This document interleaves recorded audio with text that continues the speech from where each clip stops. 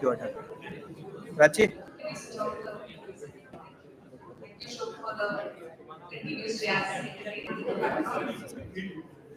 All right. Thank you everyone for being with us today. We at IAS School of Architecture are pleased to welcome all of you for the finale of Lens 2024, a maiden venture of the Institute. Lens, that is learning, explorations, and narratives of the studio, is an intercollegiate event celebrating the architectural design studio. The event this year looks at projects done under the larger umbrella of habitation design. The theme opens up the dais for different scales of design projects, those ranging from a personal scale to a community scale to a large city level urban projects. The intent of the event is to have an engaging and vibrant discourse delving into the studio इसका pedagogy recording and चालू नहीं methods किया adopted by the participating colleges and students.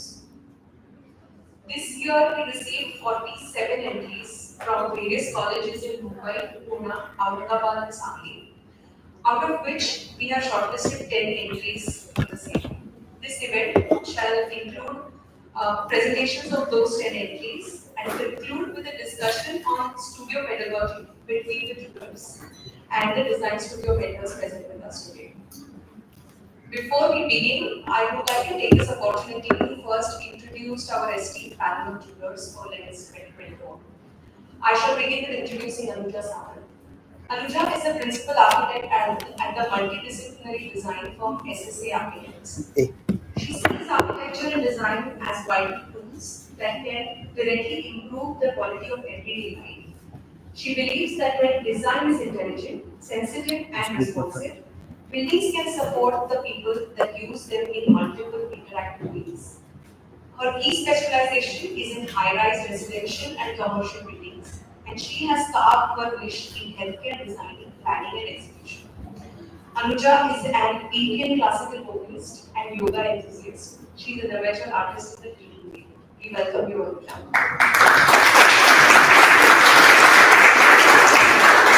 We have with us Nikhil Nair. Nikhil has been a practicing landscape architect since 1996 as principal of the firm Art Museum.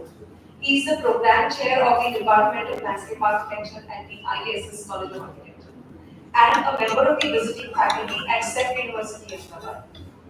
He has also served as a member of the visiting faculty at the Department of Landscape Architecture at the School of Planning and Architecture, Delhi, and the Sushant School of Art and Architecture, Gurugram. Nikhil is an active member of ISOLA and served as member of its education board for a number of years. He enjoys writing and is deeply interested in the theory and practice of landscape architecture education. We welcome you, Nikhil. And introducing our third student of the event, Biju Kuriakos. Biju co-founded Architecture Red along with Kishore Pandit and brings crucial sustainable planning, urban design, and international expertise to the firm. Biju studied architecture at the Wesley College of Architecture from 1992 to 1997. He then went on to study urban design in New York and has a master's in architecture and urban design from Pratt University, New York. His early career included working with several prestigious firms in New York. With over 2 decades of experience, Biju was an associate with Foxconn, a leading firm based out of New York. He led the design efforts of many of the firm's large-scale planning and urban design projects. Biju is a USGAC lead accredited professional. He also has been invited as a guest speaker in many architecture and planning conferences and seminars across the country. A warm welcome to you, Biju. Before we proceed with the event, I would request our director, Kavishana Vakar, to felicitate our jurors. We have a round of applause for all of them.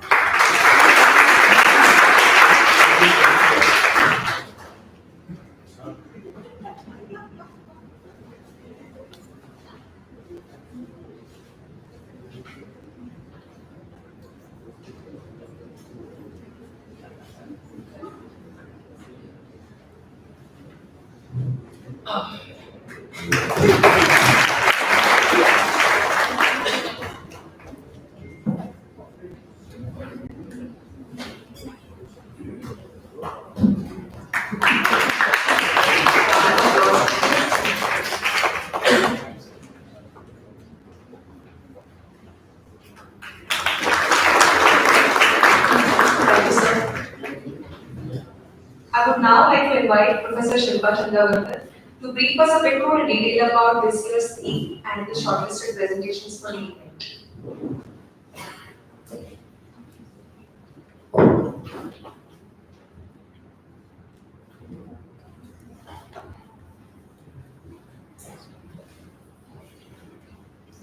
Good afternoon, everyone. Warm welcome. Thank you for accepting my invite to be here. So it's great to have a second edition itself, and we already have the theme for our third edition, which I'll announce at the end. So starting with habitat design, we try to keep the umbrella wider so that we have more participation, but also when we are thinking of the theme, we realize how many things can actually come under this definition, this word. So the place or environment where plant or animal naturally or normally lives and grows, typical place of residence, or the standard definition, we are the controlled physical environment in which people can live under surrounding inhospitable conditions. I'm just wondering, as architects, what do we do here, and what is our role?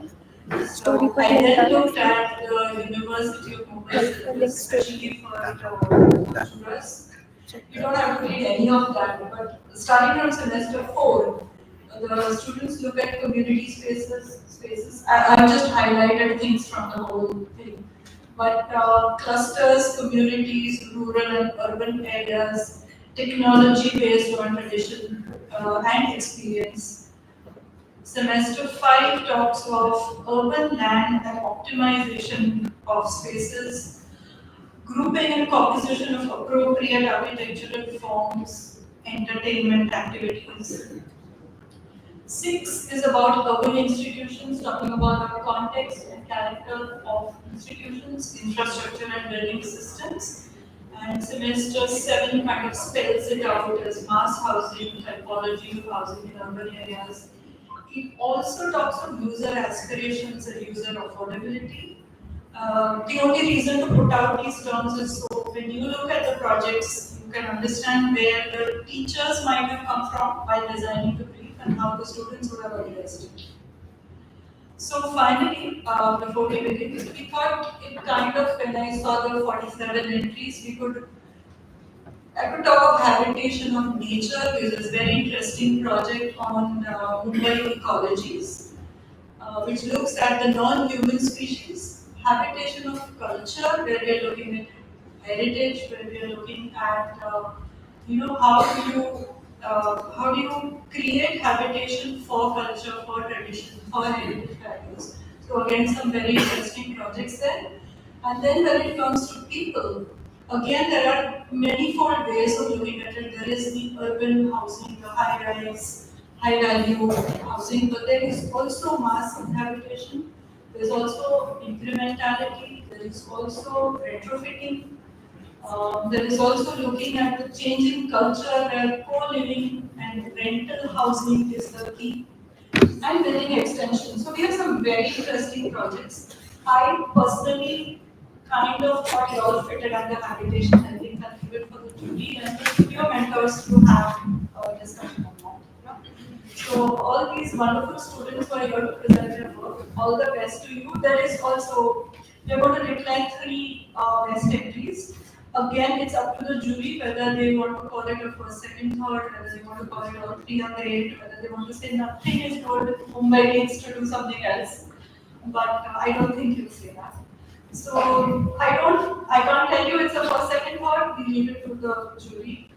For the presenters, try to stick to 7 minutes because it gets too stretched, you get bored, and we want your mentors to have the jury and not you. So the faster you finish, the faster the mentors are here to answer questions. Okay, thank you so much, Madam Prachi. The order is already scheduled. So a couple of instructions very quickly for the participants. Each one of you will be given 7 minutes to present your work. At the end of 7 minutes, we will raise a placard and request you to simply run through the balance slides for the reason ma'am just mentioned. The jury will be given 7 minutes for feedback, after which we will move on to the next presentation. I would like to remind all participants and attendees as well that today we are not just going to conclude with the panel discussion, but also the announcement of the awards. So please do stay back and enjoy the presentations. We shall now begin with the first presentation for the day. The first presenter is Babu Kadam from KRBI presenting Ecoscape and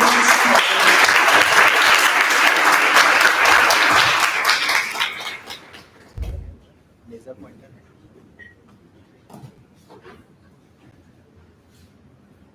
उसको पूछ सनत को laser pointer है क्या उधर ताकि वो लोग घूमे नहीं है ना तो उनको बता देते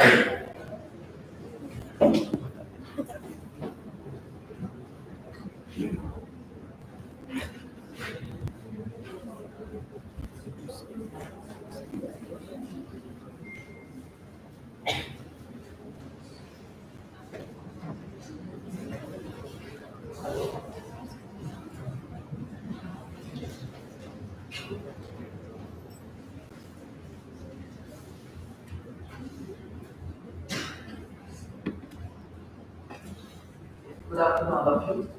So, the project I'm going to present is titled as Ecoscape and Ecosystem on the Grid. So, the studio brief which was given for the semester 5 was regarding the ecology. So, the studio was trying to explore the current relationship between humans and nature as we are seeing that we are in the era of anthropocene climate change. That's why it is important to address this issue. That's why the studio which mostly focuses on the ecologies that are within the city environment. So for this particular design thing, we have been allotted various sites, one of which was in the Mumbai, which is the Vaikala Zoo, as all of us know that this is a very famous site in Mumbai and surrounded all over by the settlements or surrounded by human settlements from all the sides. We can see that there is huge green patch in the city in the middle center. That's why this site was given for the studio. Moving ahead, so starting from the site itself, the site analysis was thoroughly conducted. So this was a group project in which the three species and animal species which were there in the zoo have been analyzed. So we can see that as the name suggests, it is a botanical garden along with the zoo. So the garden was the first part and tree was added later on. So as botanical garden, there are many species of trees, including the Indian varieties as well as exotic trees. Species. As you know, this is a zoo established from the British time. It contains all the exotic tree species as well. What do we observe over here that these exotic tree species adapt to the environment of Mumbai and we can observe this ecosystem growing over here. Now the concept for the project begins with the site itself. So if we analyze the zoo,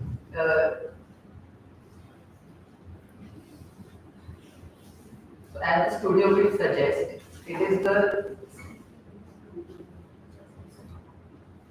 as the studio will speaks, it is the relationship between nature and human to explore. We kind of start analyzing this relationship. So what do we define nature as? So I found it very interesting that nature is very much complex to study, and that's why I found two analogies from this. One of it is nature is very complex that it has inherent dynamism in it. It is very chaotic to understand. On the other hand, if we find humans from the industrial age, what do we find out? We try to impose certain kind of power on that. We try to impose certain kind of order on this nature. We try to control this nature. So I found out these two analogies that nature inherently is very dynamic, chaotic, while compared to humans, which we are currently in this era of anthropocene, we try to control these things in nature. That's why this concept model depicts the dynamic behavior of nature and try to instill some ideas from it. On the right hand side, one can see how this project go ahead. So, since nature is imagined as a dynamic structure imposed by human order, so Cuboid has been assumed as a perfect symbol for order and laid over to the dynamic nature of the dynamic character of the nature. So as you can see, the cuboid has been repeated in order to give the sense of order, repetition, and then it is with the laid with the layer of nature's dynamism. And this is how the product goes further, and this is the plan which is gets evolved. So the location of the site is very important. If we see, the location of site is exactly in the center of the room. So if most of us have visited the room, we could find that we enter from the start and then we go upwards and then we take a U-turn and then come back. So it is in the center of it is at the center of our journey through the room. So this becomes important for me. That's why this site was selected. And then if we see the architectural exploration for the project, as I said, it is a cuboid. So this cuboid has been interspersed with the dynamic and free form of nature. So these are lines which are drawn over the fabric of nature, and some of them are distorted in order to create some distortion. So these ground floor structures, which you can see in ground floor, can react as observatory. So the program development was a zoo stand. We visit zoo only to observe the plants and animals. But over here, I try to give the visitor the view of nature and human. That's why the ground floor structure I am calling observatory. While on the first floor, you can see all the services and all the ancillary programs have been pushed back to the first floor. So the front part of the project becomes very dynamic and exploratory for the visitor. Moving on to sections, if we look at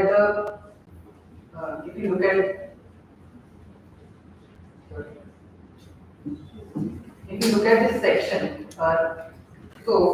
there were existing trees present on the site along with some new plantations which are of Indian varieties, not exotic, as we know that exotic trees will not grow over here. So in zoo they are grown over controlled environment. That's why the trees and the natural environment which is provided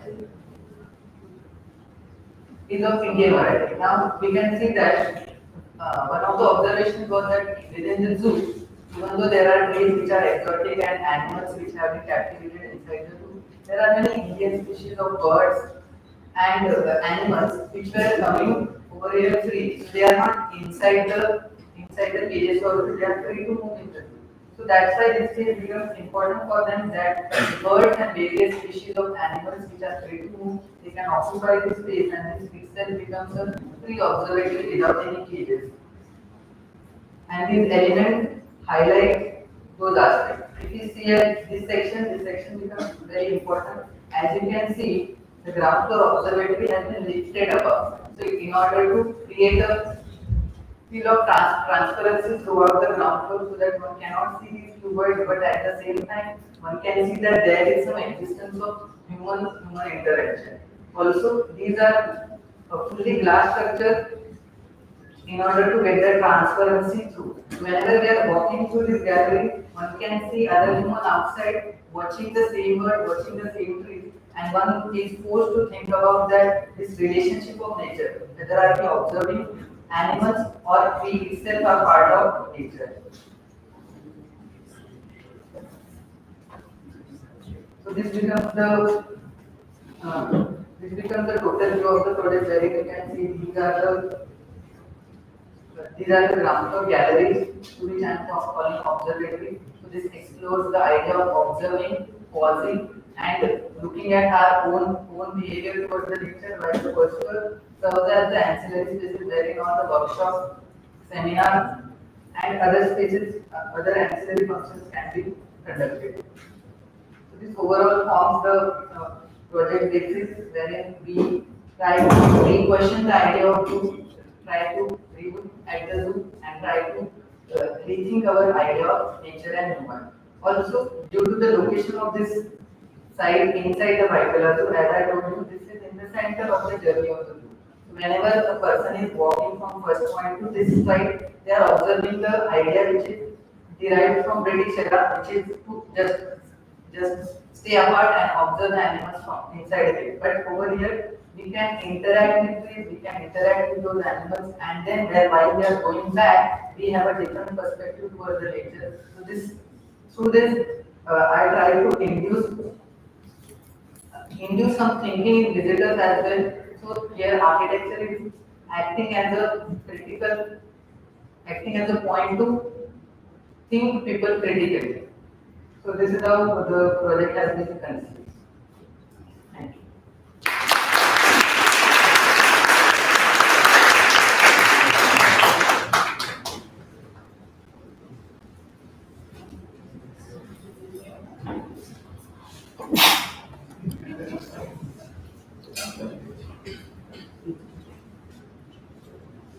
Can you, Babu, two things I need to say first is very strong conceptual idea which is the case and lovely drawings. Sold me on those two things. Question, you said it is a botanical garden as well as a zoo, which would I assume, and I have not been a confession. So I assume that the planting that was done was by the British at a time when a variety of planting was seen as the ideal thing to have. And I was just wondering, given that, is it a natural habitat for the animals that would normally be in the region? That was one question. And which animals would normally come here? And I realize it's an architecture project. So the form and all are very exciting. I was just wondering whether actually it's a habitat for animals which are native to Mumbai or the surrounding region.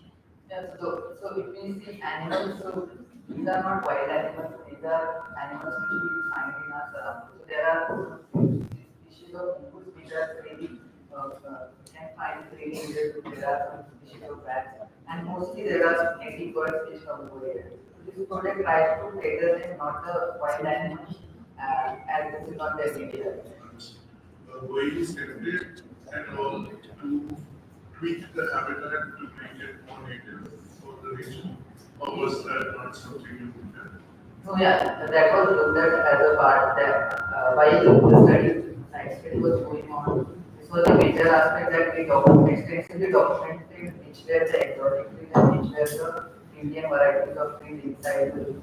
So from that only this aspect comes that in order to survive in this environment of Mumbai, they should be native. The exotic trees which you can see in the zoo, they have modified or adapted to the environment of Mumbai. So they are not, we cannot call them the exact replica of their native habitat. So They also have, Have you changed the trees as well?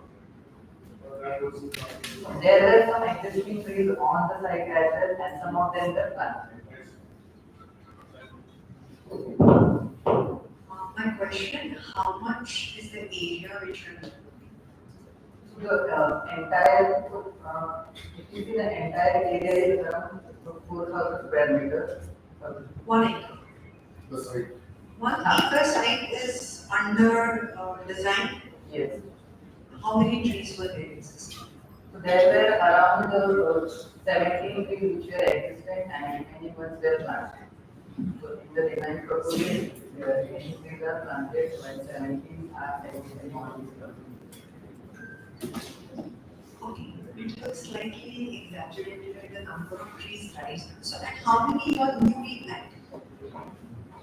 Newly planted as a part of my design. So around See, I am asking you this question. Are you isolating this 1 acre from the entire Afghanistan? Or it's a part of it which you are developing? So my question is, that entire chunk of the land, which is Biogas Zoo, has a complete flora and fauna. So you're expecting that flora and fauna to become a part and it becomes an observatory for whoever are the visitors. Um, what I wanted to ask you is that it's a pretty big solid platform. And then I have to experience in nature. Do I need a platform? And second question to you. Typically the glass is reflective. And for birds, it's the most difficult material they can find. So I felt that you should have maybe thought about a kind of a skin which could allow birds to come in. It's more like a kind of a very sort of so how do you justify the reforms which you have produced?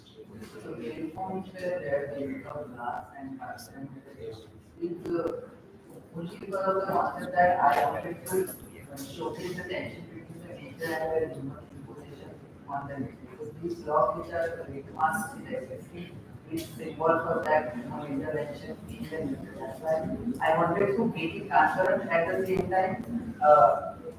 So that the presence is not changed, but at the same time we should feel that presence.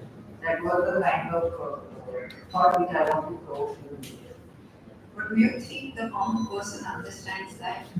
And But do you the- think the animals understand that? Animals don't So understand. in fact, you are trying to get a material which is not acceptable by the nature. So that's where I felt that the material choice should be promoting or more friendly to the nature. Yes, so the concept was that only using stark contrast to define what the tension between the nature and human. That's why the material choice was used. And talking about, In fact, you should go into the friend zone rather than creating the tension. I want to explore this relationship between human and nature and not create something which we are create a natural habitat. This project was trying to provoke that tension between human and nature, and this is, as all of you know, this is all surrounded by human settlements, and I did not wanted to create that experience of nature. We should go out of the city in order to experience the nature and not really do it.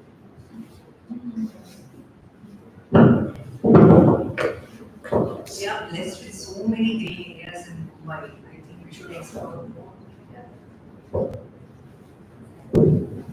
I think if you want to experience the tension, you just get out of it. You walk up, you feel the tension all around us in any of our schools. It's great drawings. I think I started with that when it was mid-semester. I think it's fantastic drawings. Very rarely we get to see such quality of drawings very early on. Students' works. It's something extremely common. My comments are actually pretty much the same as Amita's, because the first thing I noticed is that you started by saying that when there's a human imposition on the page, and when I look at your plan, it's time to kind of see that imposition. In the sense that I think the problem with us as architects is that we look from everything from our model. And when you start to engage in a context like this, as an architect, we have to make that choice. What is my level of intervention? Do I need a such a how do I kind of engage with the nature? I feel okay. इसमें covered है 360 Yeah, angle of किसी को भेज I mean, it's beautiful. It's a great language. All those things are fantastic. But I think it's also about making choices. It's not just about what I want. And that is, I think, the earlier we figure that out as architects, and we are able to give up things more and more about what I want, then we will start to produce much more meaningful work because we have to negotiate. We have to negotiate with nature. We have to coexist. And so coexistence also means that you go into that side and start looking as to why we are proposing it, how we are proposing it. So I think it starts with the amount of intervention, the level of intervention. And they are not design decisions, they are more strategic. And when you intervene in a site like this, it becomes extremely strategic to I mean, if I can resolve this program without doing it, that's interesting. And I think that thinking has to come into our earlier. And the beauty of the brief is also that early on in your student life, you're told to kind of think critically about the act of making building. Because architecture is not the buildings and more and more we are making it own buildings, but it's not about buildings. It's about how we shape the environment. How we shape the environment and how the totality itself.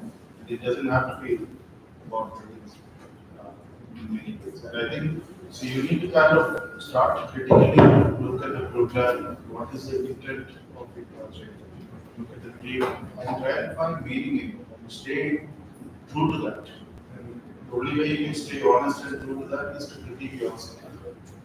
That you have to ask these questions yourself and say, well, I mean, as an architect, I want to impose myself, my desires on that. Is that the right thing to do? And what are the, so if you start to ask these questions, you will probably find different answers. And I completely agree with the choice of glass. Again, the choice of glass, a lot of it is because you are looking out. You say, I want to experience it, so I want to experience. You're not looking at how that works. Just come here. That. So you have to go into the other side and start doing inputs. And if you have to really make a difference in the context of the city, you are able to negotiate. Yeah, so I think it's a great set of points. And even I would say if I detach, if I take away the program from it and take the context out, I think the organization of the buildings is a nice composition.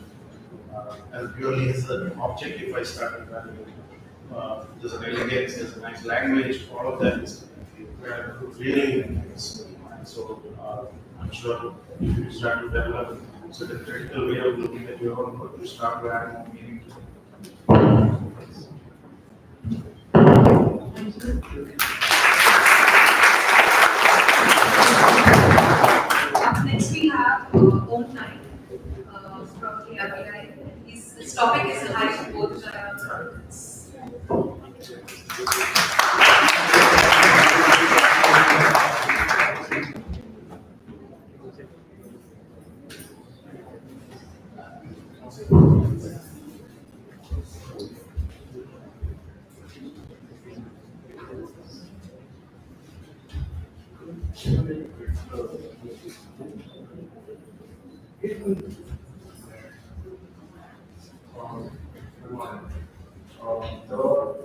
The design which I am going to discuss about is based in Bodh Gaya, commonly referred as Urveda, Samudi, Mahabodhi. These are the terms which it was commonly referred as. Bodh Gaya is a town which is located in Gaya, in the city of Bihar, and it lies along the Phalgu River.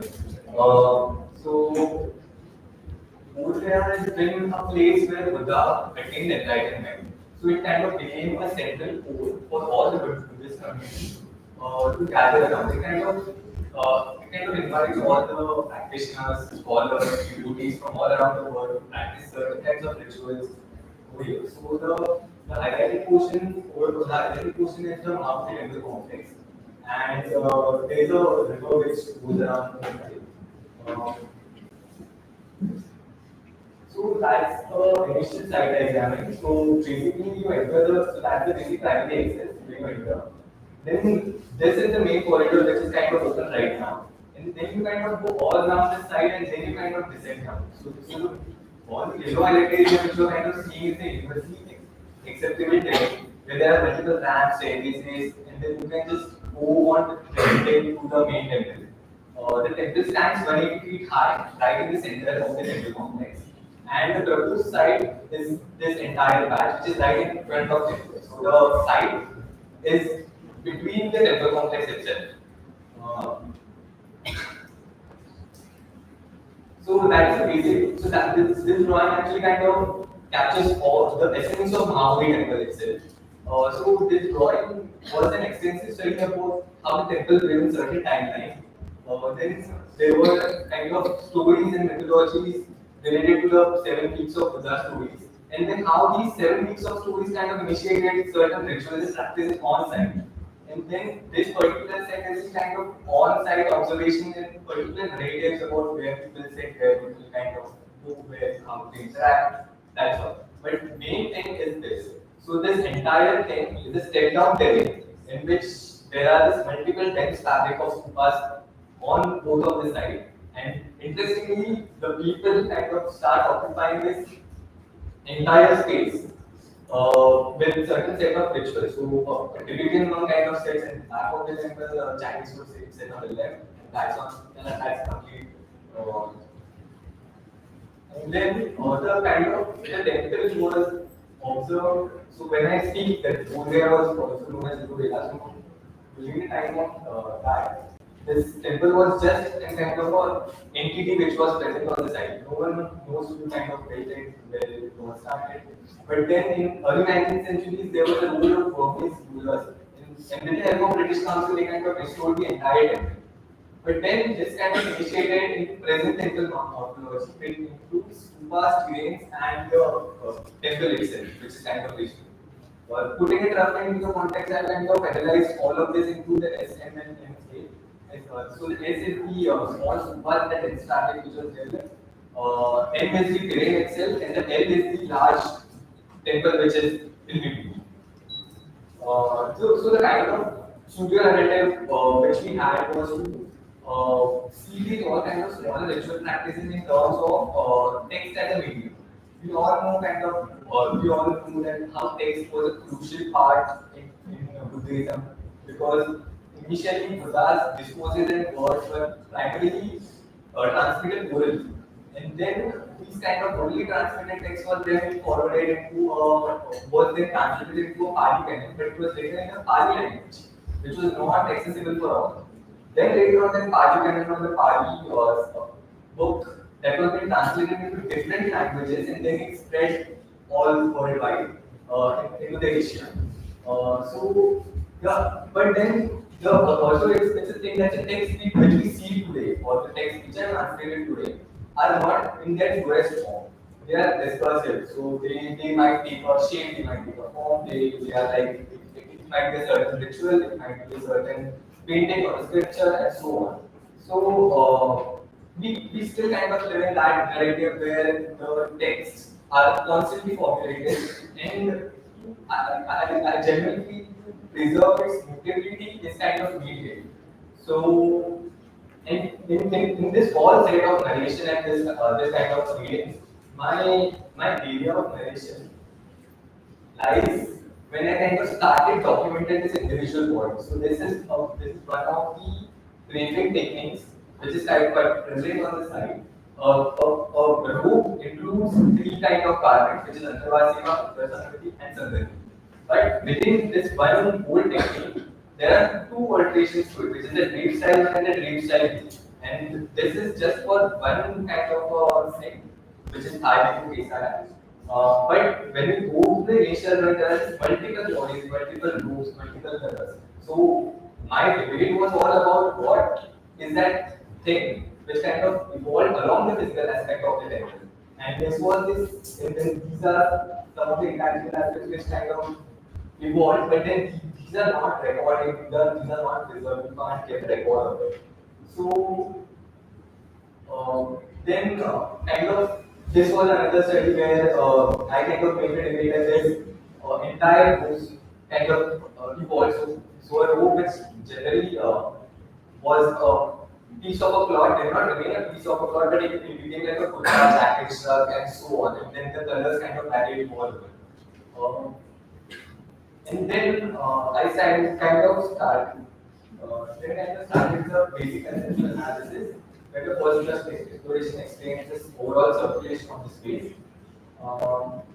Then these conceptual analysis were taken down into programmatic zoning, where I kind of thought of the functional spaces which are the dark cutting, stitching line could be uplifted above, and then all the public realm of my part, rather than isolating it, I can just make it together by shifting the public and town of the functional school.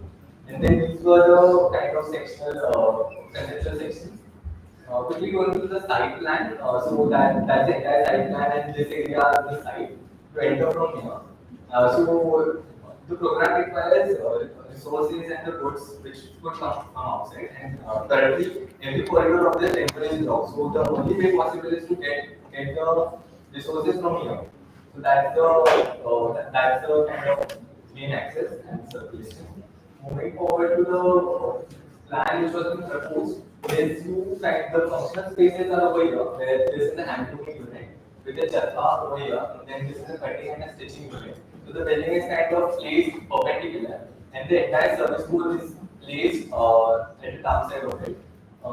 Then one of the integrated program was the drying unit, which is placed over here. Then the whole unit was not south oriented because I need maximum sunlight for that particular unit. So you can dye over here, then you can come back and then you can put your clothes for the drying. And then this entire thing kind of, so this has a cut plan which is below. So you kind of descend down into this level where this 30 individual pedestals, one pedestal has one particular kind of a row.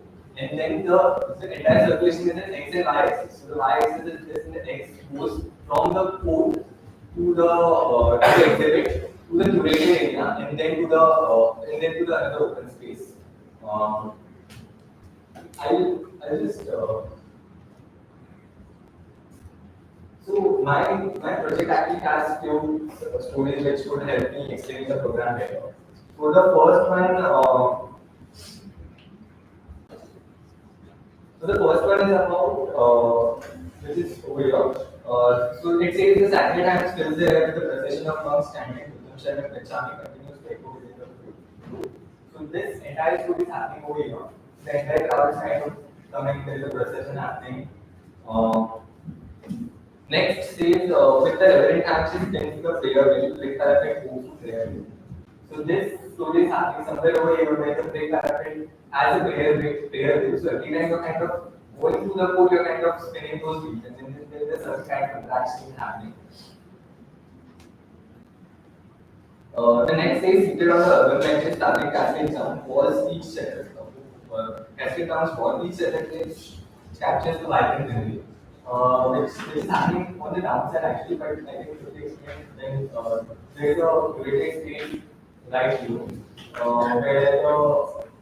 where the unit actually has how these rules, what requires for the making of the rules is to be displayed on that particular unit in a certain way. Then it says from Andrew the best subject takes it's about how the drying unit is working. The next one is about the story which is happening over here. It's related to the how a woman is carrying a thread in her hands and going all around, and then she's just living inside and seeing the people who are working in this particular area. Okay, very sorry to interrupt, but across 10 minutes, request. Yeah, I'll just clear that. These are some multiple stories which were kind of I was looking at. These are another set of stories with sections. So I'll talk about this elevation a bit. So from the top level, you perceive a building which is a one continuous straight line. And what happens beyond is these multiple stories which I was kind of trying to explain. Lastly, that's the entire project summarizing it just not did not just cater to the Buddhist affiliation, but if I am someone who is out of Buddhist community and if I want to innovate, then these notions of making and showing, these notions of interchanging dialogues is something which could actually make the entire experience of the building. And then the building just not remains about the 12 or the 10 stories which I kind of explained, but it kind of goes beyond that, and then it becomes like a dialogue between a community, between the students, and then it feels all the individuals. That's it. Thank you.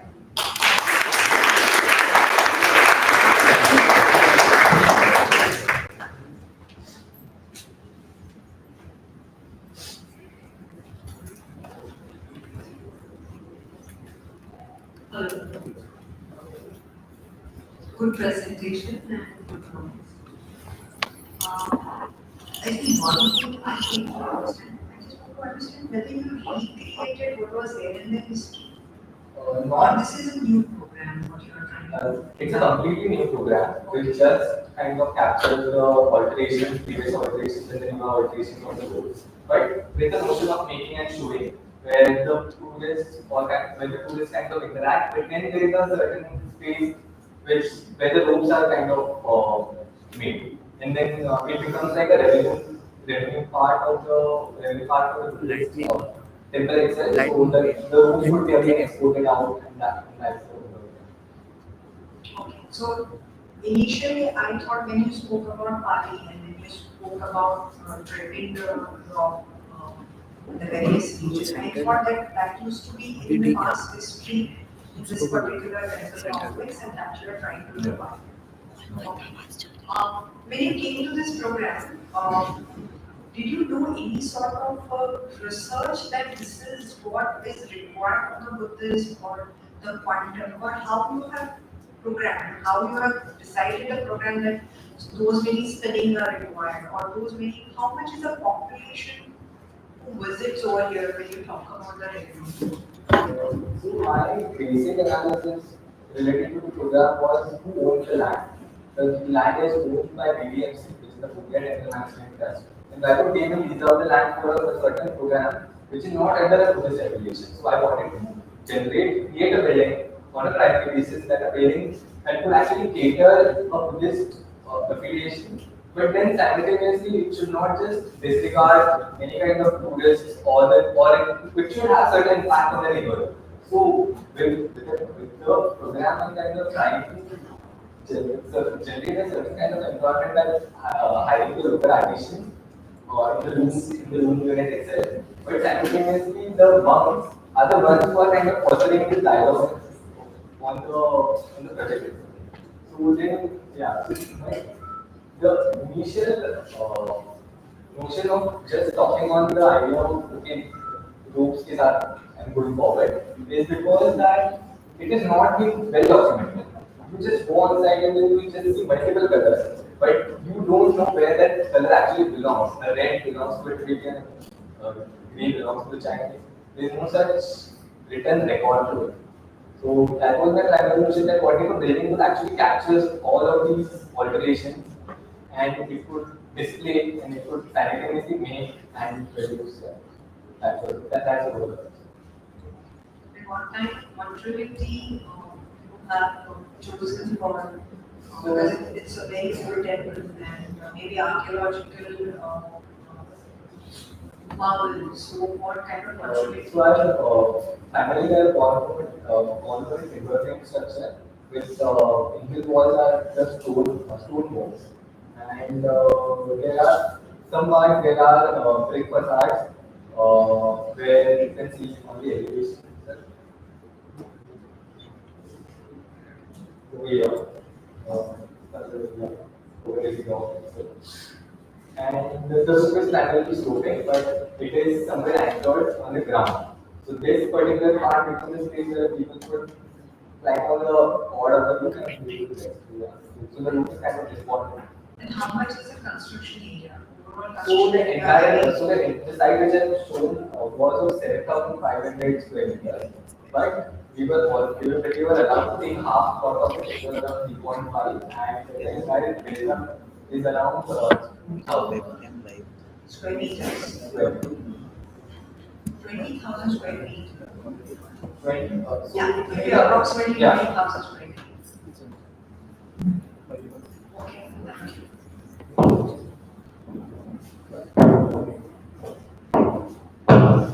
Yeah, just following up on that again, really great on this. I really like to be kind of, explore the different stages. Small to large and narration also kind of started. I just wish there was a little more discussion on the tectonics itself and how you have those leaking sections and how what is the detail of each of those elements. quite interesting to kind of really look at a little more closer in detail. One other thing is that's a river. Oh, wait. Yeah. So, some discussion on what is its relationship, how are we connecting to that, what kind of activities that happens, because it's a strong element that kind of possible and a direct relationship. It's right there. And I think it would be nice to have it all. This is that's the rule. Okay. So that's Yeah. There is one extra. sorry, I just. Yeah, that's right. This is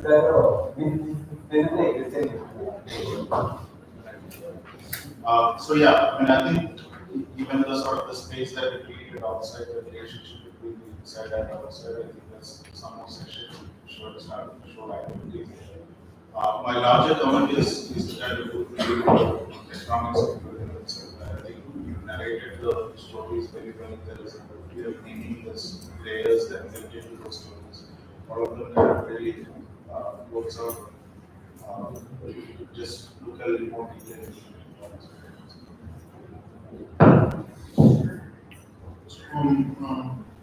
The points of program extent of building economics are very big. I'm sure you know those. Gorgeous points. I'll keep this short. And I really like that the advantage of looking at machines. Very interesting philosophical ideas and the agency of objects and things which was fantastic. You try to link your own poetry to some of the spaces. This is something I said to my students. Sometimes when you try to go out and make things rhyme, the meaning can get compromised. So maybe you can take a plan for this. And beautiful landscape space, which makes me want to be there, the landscape of this place. And really, really wonderful.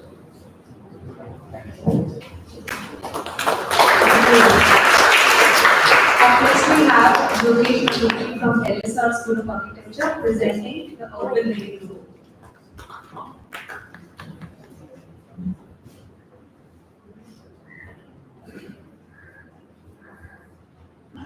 Requesting all participants to please follow the time slot given to you so that we can have more interesting conversations further ahead. Good afternoon, everyone. This is Yogesh speaking, and today I would like to present to you the urban living room. So let's start talking about the living room. So what actually is a living room? So we need to understand what happened before the living room. So before the living room, these spaces that we entered into, right, into a house, were basically parlors or receiving rooms where you would, invite a guest and they would stay. But after the World War II and influenza, because of the death rate increasing so much, these rooms basically became places where people's rights were being placed and basically became death rooms. But over the years, once the influenza went down and we finally started getting back to our normal life, it finally became the living room. Now, understanding what a living room is. A living room is a place where you are able to relax on with your family, friends, and so on. But what I need you to understand, this brief was not aiming us to just focus on that habitation part, where we were more focusing on the communal part, right? So now I come to the living room as two different types of habitation. One being the communal habitation, and second being the personal habitation. But before we go to that, I will tell you what the aim was. So the aim was to design a space for the bikers and tourists, where the art lovers and everyone will come and sit there, having a division or a sort of ticket together. So moving ahead. So when we talk about the art and architecture of Mumbai, the first side that comes to your mind is probably the fort, right? Be it the Flora Fountain, the Ornament Circle. These nodes basically make the fort a very interesting place for architecture as tourists. So with that in mind, I start focusing on Bombay. Bombay was 7 islands, as you know before. But architecturally, the most important part was the fort dressing. Now, moving to the fort dressing, what are these different forts? Like I told you, right? Ornament Circle, the Flora Fountain. But what is the most important and striking part that came to your mind? So that is Kalagoda. Kalagoda, when we hear Kalagoda, it's all about the art and culture, right? Not only the art and culture, it's a vibrant space where everyone wants to congregate. Be it us as architecture students or just people who want to appreciate art. So this is the Kalagoda Festival. Performance arts, you can see there are a lot of performance arts displays always on the street, on the home street. So understanding that Mumbai's evolution occurred through all of the from the British architecture to how it really embedded into our culture and how did we adopt Kalagoda as personally ours at the same time. Now, talking about our side. So as you can see, this is Kalagoda and side A was the old system building. The old system building was actually not really working as such, but then Anita Dungre revamped it and then started using it as a space for her own shop. Like she has a fashion shop over there.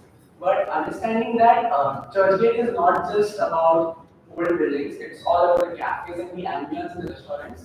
That is what we started focusing on. How do we invite more people in a place which is already so interesting, right?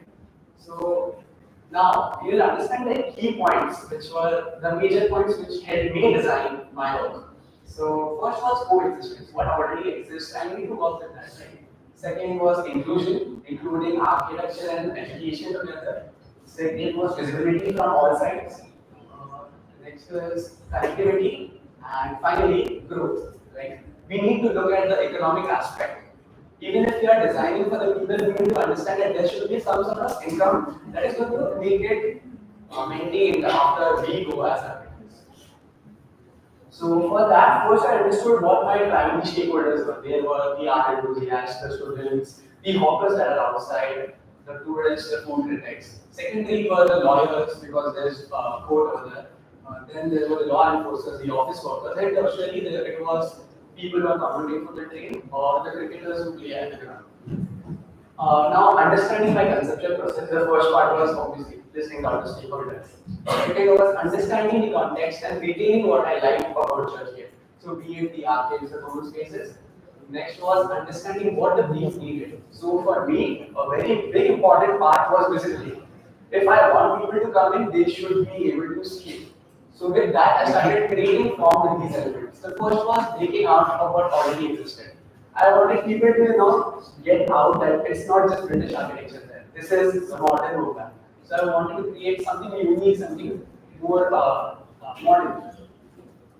So next was visual connectivity. So by the time I reached here, I understood that visually, even if it is through a glass facade, a person who is going on the main road should be able to look into my side. But then I understood that just visually connect करने से फायदा नहीं. What I need is functionality, and they should be able to enter from every side that you can see on the screen. So this is the main road, and you can see that visually and functionally you can walk into the space at any time.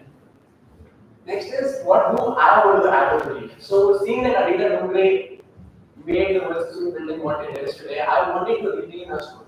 So then I was interpreting the library in resonance to the future. So I just didn't want one library. I wanted the real library where you're not just reading books, you are playing with the books, you are playing a game. For example, let's say Assassin's Creed, right? It's a game that you play and that is how you connect with the history. Next was understanding the needs with respect to the zoning. So since this was a main road, I wanted the commercial space to be visual directly. Next was cafe restaurant with the amphitheater at the roadmost level, so anyone who is coming there should be able to access everything and it shouldn't feel like it's redundant. Next was understanding how the fathers post homes connect to each other. The living room at the top and the communal living room. So this was one via the balconies, second the art displays in the living room, third by giving a space to these artists to just celebrate and showcase their talents to the general public. So this is the design process. This is my site plan. Here the white arrows indicate the pedestrian circulation and the red is the service circulation. So look at Field Street basically became my service area. Now understanding the lower level, why did I give a 6 meter का openness is a space. I wanted that, like I said in my consent, because I wanted people to come into the site directly, then enter some space. So that was my major point, and that thus became my community living room, where people of any like work or whatever, they could just come and congregate there, they could interact with each other, and the ancillary function would still make sense, like the auditorium. So this is the lowermost level plan, understanding the circulation here and the community living room and the private living room. So this is the reception and the lobby. So what I wanted was that I didn't just want to make a residential complex, right? What I wanted was how the include these artistic to the design. So the reception and the lobby play a very important role into it. I can't just close it off and make it seem like it is not part of what is around it, right? So I tried, typing it visually at least. Next was, like I said, so balconies not only provide ventilation to the room but also connected to the public domain. So it also becomes a part of the community living room.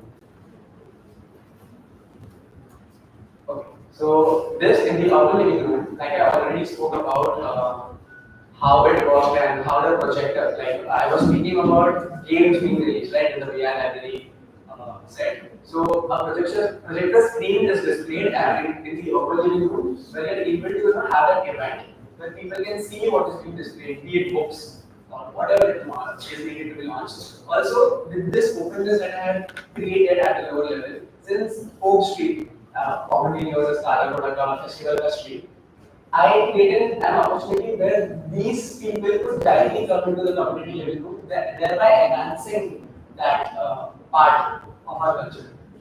Next is the cafe. So this is the cafe, and this is the restaurant that we have. Why do we provide two different entities? The cafe is for people, children coming from one to come with the family. The restaurant on the other hand had like closed off spaces where they could have meetings because there's a lot of noise there. These were very important stakeholders that we have to keep in mind. So these spaces provide a space where they can easily communicate with each other without having any hindrances. Next was,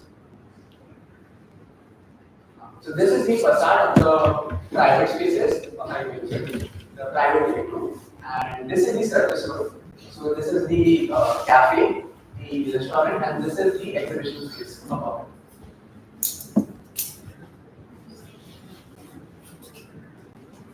So these are this is the personal living room, and this is the bedroom of the personal living room. And going on,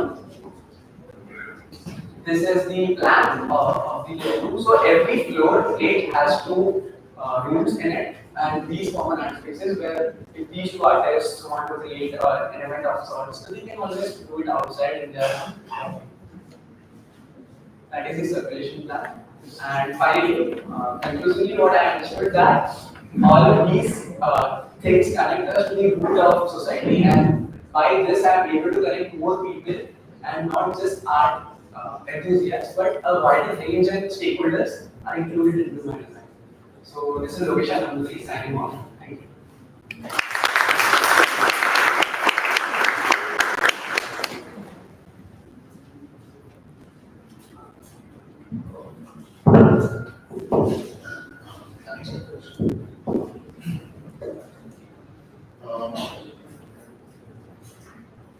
Just trying to see where it will start.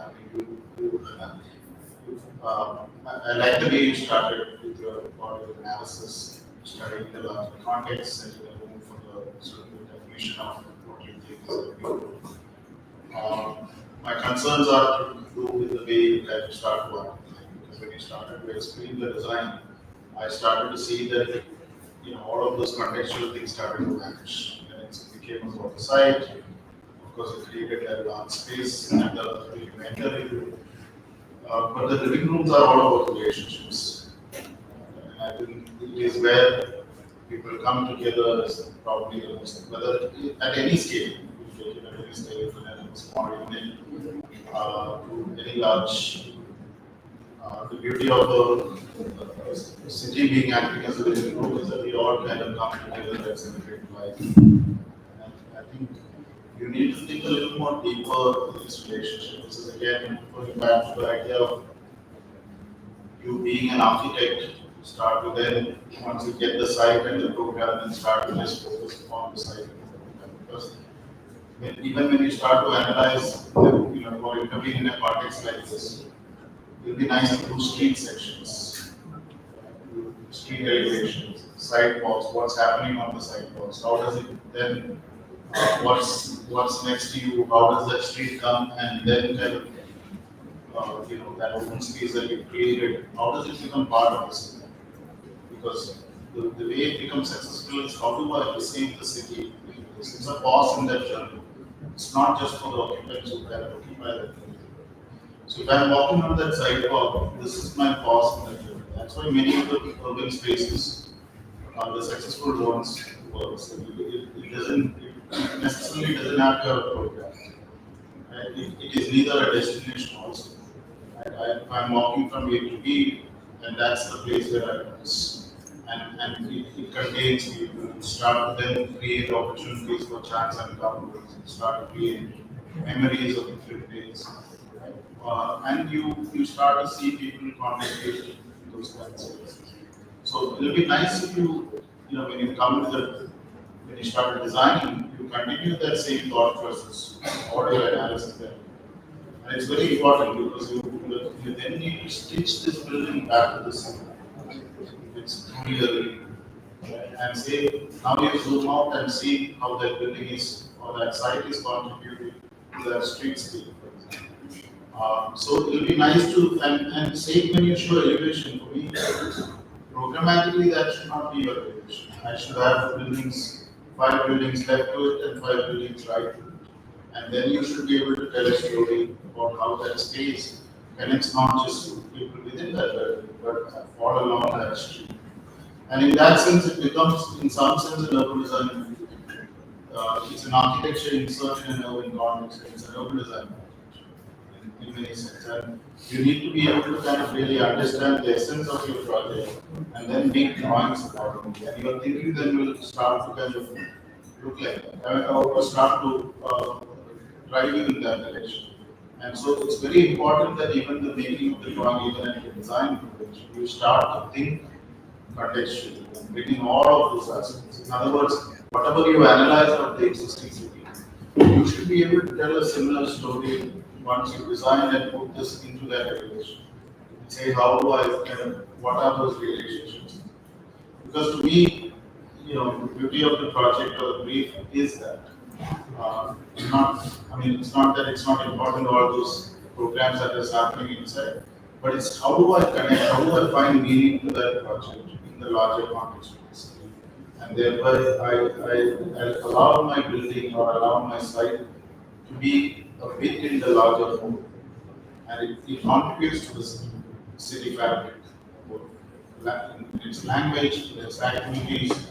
Right. And so you should be able to then tell that story. Because all your analysis when it came to the design is just about the program, it's about, of course, you give a nice gesture by creating that large space when you come in. But how does it, what is its relationship to the ones of the next time the city also needs to be happening. I would like to add, like you said, that I should have provided larger education. I understand that. What I wanted to focus on was how does it interact with the festivals as well as the people. I do realize that I may not have provided it visually, but I have tried to cover it. Thank you.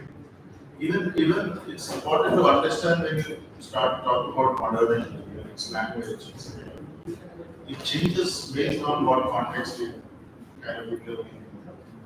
And you need to critically, and that could be an exploration by itself. How do I intervene with the modern building in its outlook, in a context or a fabric like that? Is that the way I define modernity in context like that? So how do I develop that language? What is that language? And I think you need to go deeper than just picking elements that kind of start. And for us, even as a student, it's when you ask these questions, you start to explore and you start to discover things. It's important to kind of challenge yourself with these questions and not just leave it as, glass, green walls, all these five things are what we call as modern. And I think that's not how we want to access. Thank you. तो design अच्छा बेचेगा good presentation. I mean, you have a good presentation skill.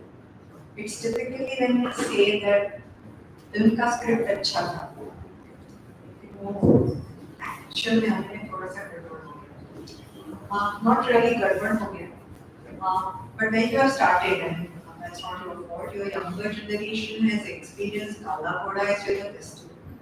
But if you look at the entire old Mumbai history is totally different. How every junction or roads of Mumbai, they need to be looked upon in a very different manner. Right? Somehow you guys are correlating with the festivals, and social media has a very important role in your lives. It's not your fault. Second thing, I think most of the points Prem has already told.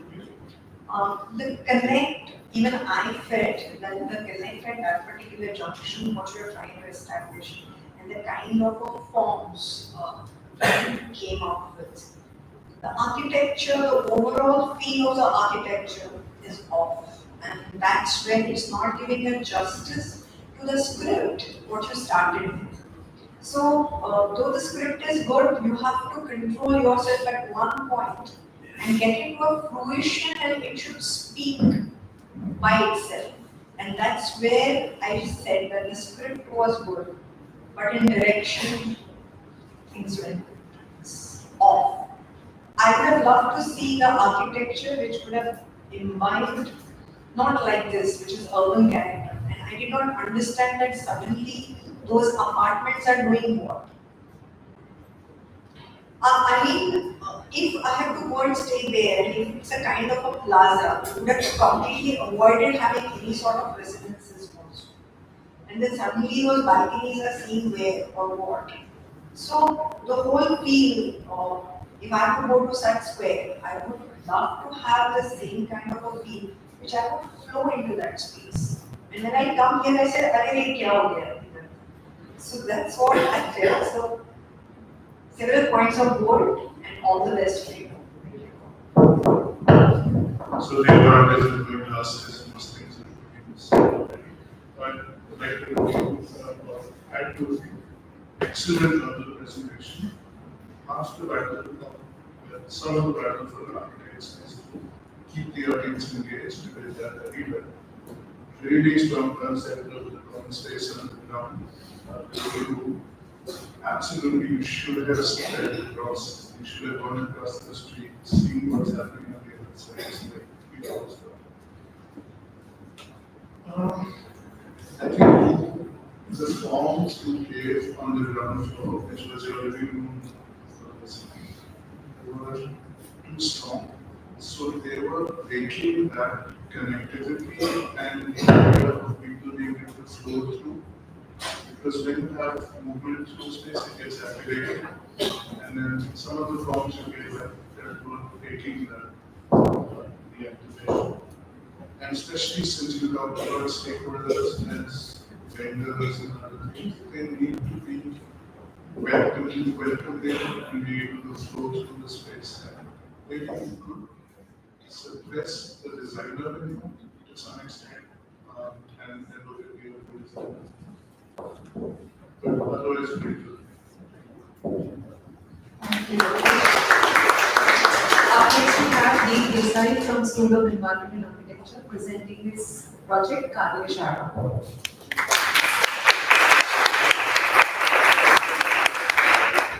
Okay guys, while we put the column mic, there is tea available at 3 points behind. Yeah, 3 locations around the iris. Please help yourself. There are some biscuits there without disturbing the speaker. Yeah. And can I please request the presenters to stick to time? So good afternoon to everyone. Karyashala studies and design of building types in historic culture, historic clusters So the site was in the Hisar T Manohar in the village Palghar. So the objectives of the studio actually were to develop strategies for reducing or improving the habitation through a close analysis of the type present in the village right there, through a lens of the cultural and economic shift happening in the village, and also the attributes of ventilation, physical upgradation. Yeah. So this was my site. So on an edge of the road, the house acts as a node where it looks upon to the farm or the fields ahead present on the front of the house. So the type of the house had a very interesting outlook, as in the angle at the entrance, which actually opens up to the OT, and the OT opening into the Madhya Koli or the middle room. So the middle room flanking two more rooms on their sides, and the back of the house having the Swaipak floor or the kitchen, and the mori, which is also a space for bathing and washing utensils, and the parastar, which happens as the backyard of the house. So a thoroughfare between the house actually had an extension of an workshop to the house. So the workshop had programs of flour mill, a girni, and a wood workshop which had a lathe in it. Yeah. So the observations were quite different in this house, because this being a vernacular heritage house in the current location acts as a 100-old-year house, and the person currently residing in the house is a 75-year-old person. His wife passed away in COVID, and his son's family stay in Virar. So he stays alone. His routine involves him actually inviting himself to the backyard of his house to relish his cup of tea, or on the OT with his neighborhood friends. And most of the day is spent in the mill and the workshop, producing a lot of different articles. So the house, basically, the section on the upper part actually shows the Madhya Koli, the middle room, and the rooms on the other sides, the thoroughfare, and then the workshop present on one side of it. This part shows us the kitchen, the Swaipak door, and the mori, and the back door of the house. This was an incremental diagram for a period of 100 years of the house. So the main existing house had an extension or an enclosure for the kitchen that came up, and a cowshed which was added next to the house. The cowshed was actually taken down after certain years and changed with an idea of a wine shop. So the wine shop again was changed, and it actually became the workshop which is present right now, and currently rests in a dilapidated state. This was some of the light study diagrams that were done on site. So the design process actually brought up new programs which saw opportunities of using the annex and the sub-optimally used house in the current context, which actually became the Karyashala. So the design strategy was actually on a repair and retrofit. So the walls shown in the red actually are the retrofit walls.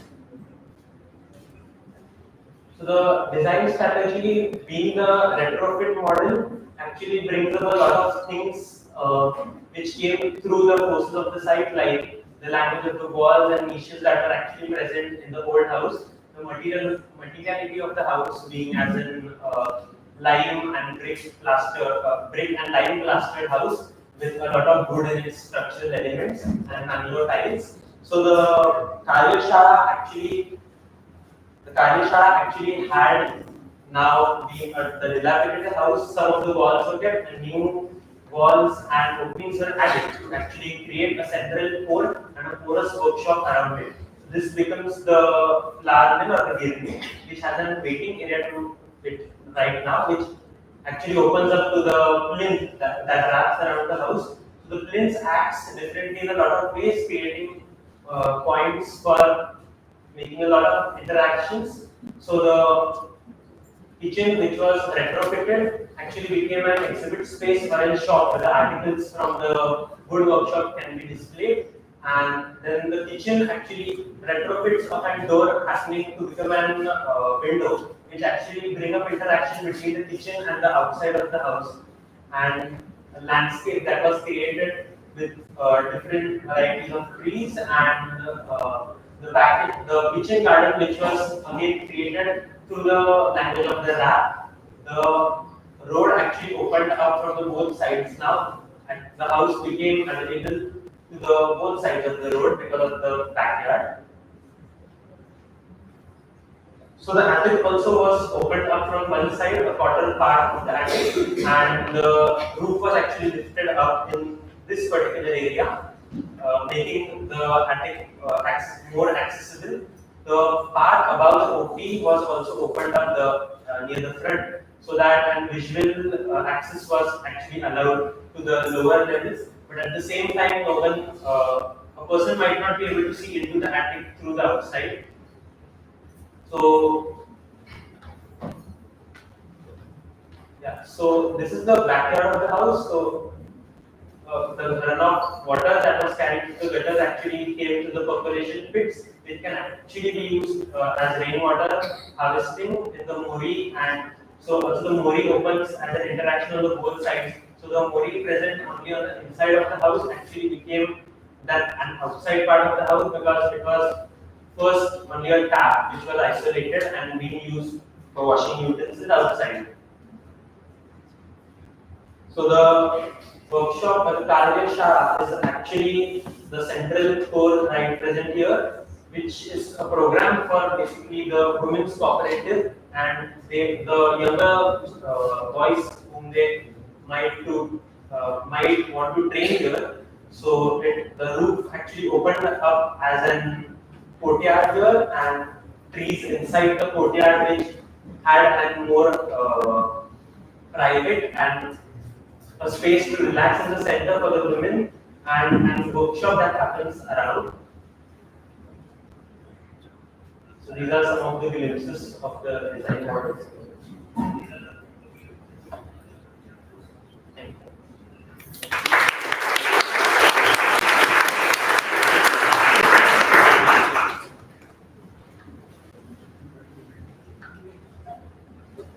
So, very interesting study, especially the timeline of Bangladesh development is very, very interesting. I'm wondering where the program came from for a workshop. I mean, what connection does it have to the owner of the house? So I just information. The owner actually works in this workshop. He runs this workshop, and the longing of not wanting to work because of his age and actually staying alone in the house. So it is a question of how big and house is needed for him to live. So such a big house, but he being using only the middle room and a room annex room around it.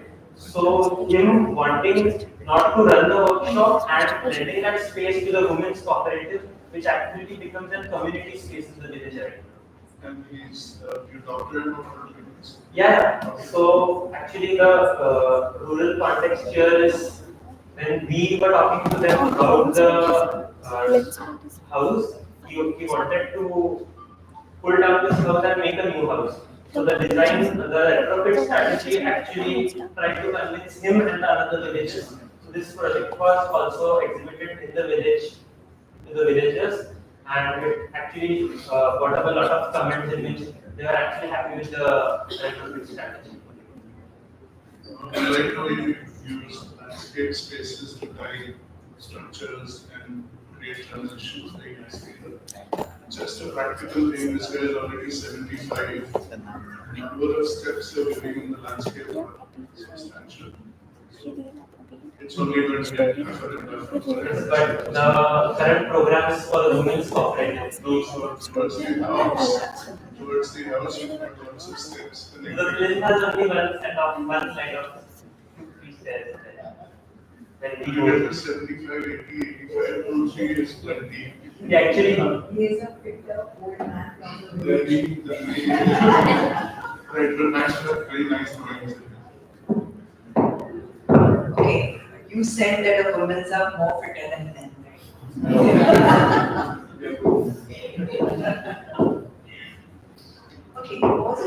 thought that he wanted a smaller space. So you could have swiped the workshop space for this house, and main house would have become a area where you could have that community.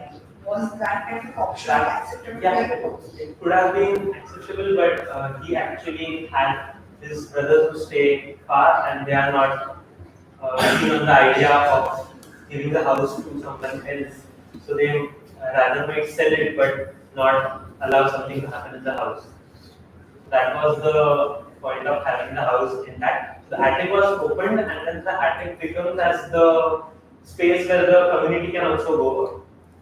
So which was actually only being a storage space is now an community space. The attic and the workshop becomes an community space. And you did complete life cycle analysis of the structure, and that's how the proposal of a reinforcement is. And what is the cost what you're looking at? So he had a budget of 9 to 10 lakhs. So according to the budget, the retrofit only deals with the money part only deals, a large part of it is in the attic. So the structural members of the attic and the workshop. So a lot of walls are kept intact and only to build a core walls out of brick and plastered walls are going to be used. And the plinths are actually the existing plinths which are only being extended and then fill or ramble. Random? Yes, for the plinths. Random from where? Ramble as in the plinths that are extended. So the existing plinths have an extension that is to be made. So that part of the wall can be an ramble and inside can be an infill. Okay, thank you. Really nice possible.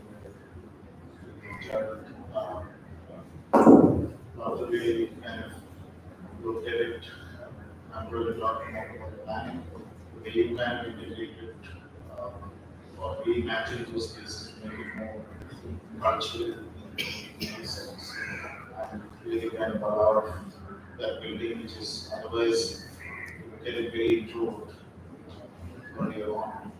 The way you kind of articulate hint, there's a really nice section before this, which kind of, yeah, and that bottom one especially, you can see it just becomes a natural extension of which activities. We're kind of connecting with the larger activities. So very well articulated, and I think even the way we kind of resolve that and integrate that, and now we kind of recirculate that and the section on the floor. Extremely well. Congratulations to that. Which semester is this? This is fourth semester. Yeah, and I think if you can continue this sensitivity to the rest of your thing, good job.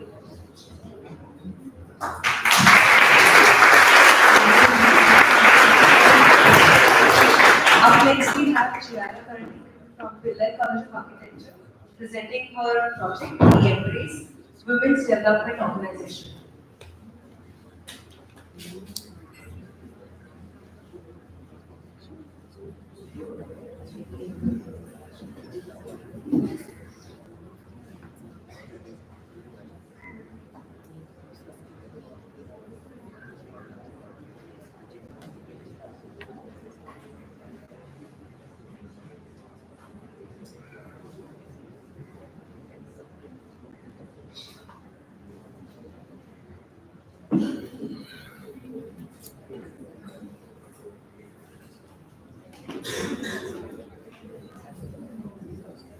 Yeah, good afternoon, everyone. My name is Chiara, and today I'm going to present my semester 6 design here. That's Embrace Women's Development Institute.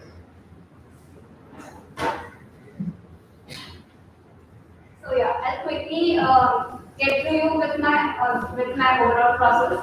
So as our design was very a community-based project, so firstly we went through different kind of case studies which also aimed at maybe some kind of some particular type of community, which Excuse me, just make it full screen. The screen is full.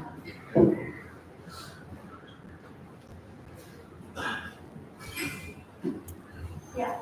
So the first case study was about Apne Aap Women's Collective. So it's a women's collective foundation formed in the area of Kamatipura in Mumbai. So it basically it aimed at a community which benefited the prostitutes and maybe sexually harassed women and victims of women trafficking, etc. So they had made such kind of a foundation which started in the Matipura area, and then now they have spread it out their franchisee also in different parts of Mumbai and Mumbai, Thane, etc. So we did a brief study about this one particular community, and then such other case studies were also taken out for different kind of communities, which mainly aimed at maybe women coming from educational opportunities for women coming from a low income background, etc. So this was mainly our case study approach. So now coming to our site, my site is located. Yeah, so my site is located in the Chunamati area in Mumbai. So the triangular part of my site, so it is almost like it is just beside the Chunamati railway station. And taking into consideration the concept and the main aim of our project, so we needed to understand the community or maybe the women's community surrounding all over our sites. So we had done a brief study about that as well. So these are the some highlighted spaces which included different kind of communities. That is the Swadeshi community, and there was also a fisherman locality. Then there was this Nagar community, and there is this Manikapal Nagar community. So as you see, yeah, and then this is the site analysis. So according to the site analysis, we had two roads which were adjacent to our site, and this is where the railway station is located. And there is this open ground, that is Somya ground, beside our site. And all around, all throughout the context of the site, it is mostly residential area. No big of commercial aspects are surrounding our site. Then, so now coming to the user analysis, which was the main aim of our project. So getting to know the lifestyle and the mindset of the women living in our site context was very important. So we did a brief study of our users as well. So if we take the first user study, this was Asha Thakur. She was a fisherwoman. She was from the fisherman community. So we did a quick survey and an interview, and asking her about first of her occupation, then her family background, etc. And then we went through about asking her aspirations, or maybe what she would like to have if there is a women development organization near her locality. So and this is how we went through with different kind of users, and we got different kind of answers from them. So from all of those conclusions, we aimed at concluding about a space allocation from these interviews. So if I asked her, her aspiration was she wanted to increase her fisherman business, and she wanted to make it to a larger scale. So if we take this problem into consideration, maybe we can provide some kind of advertising opportunities for them. And then there was also a food truck opportunity, so that they would make or they would maybe sell their products to a larger scope of area. So this is how I went through with all of these user study and analysis. And then from this, I came up with my area program, which was not given to us. We were to design it. So in our design, we were to design mainly different kind of workshop spaces. So for the benefit of the women, all along with some basic amenities like restaurants. Then there was also a hostel given and etc. So these workshop areas were came from the contribution of our user study analysis. So, and then, yeah, and then this was a new exercise which was, we went through with this. This is called as a space iteration. So now, so space iterations are like these making different kind of iterations of the same space and fixing some of the parameters like the interior parameters, and then going on with some different kind of spaces. So I would really like to go through all the iterations.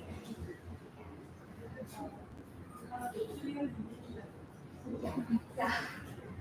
So so these iterations mainly aimed at not so we learned the method of detachment. So not attaching to the first idea that comes to our mind, scrapping that idea completely, and then maybe multiple options of it, and then coming up to one best option. So this is how we went through, and then we also graded them according to some of the parameters like spatial innovation and user circulation, etc. So then, and then all along, we had also done the design response to our site. That was how we would orient the spaces which we would include. So this is my site, and that was the entrance area, the entrance road, and so the corner of my site, I was going to design them as a green spaces, and the central area would be the open circulation area, and all different structures would be placed all along the central area. And then I started with my design development. So I took the analysis from my design iteration, I put them into my site, and then this is how I went through with the 6 stages of my design development. Developing some of my designs, maybe overlapping them, maybe some iterations were changed, some were mirrored, and this is how the final output came. And all along I was also going on with the design concept. So we jotted down the list of keywords, and from those keywords, one that stuck with me was the idea of embrace. So making an idea of maybe a safe haven for the women living there, and having that feel of warmth into that design is what mainly I focused. And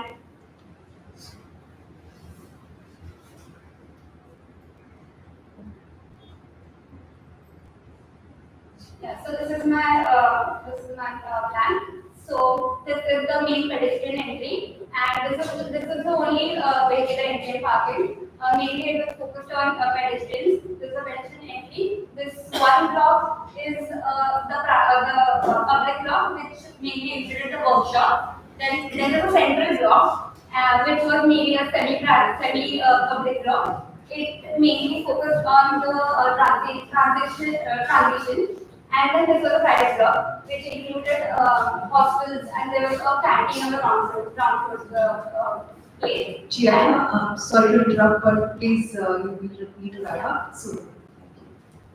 And so the idea of embrace that you can see is these two structures were placed in such a way that they would develop an idea of embrace, and the central structure or the central core, which would be used as a circulation space, and then that would be the main maybe the interaction space or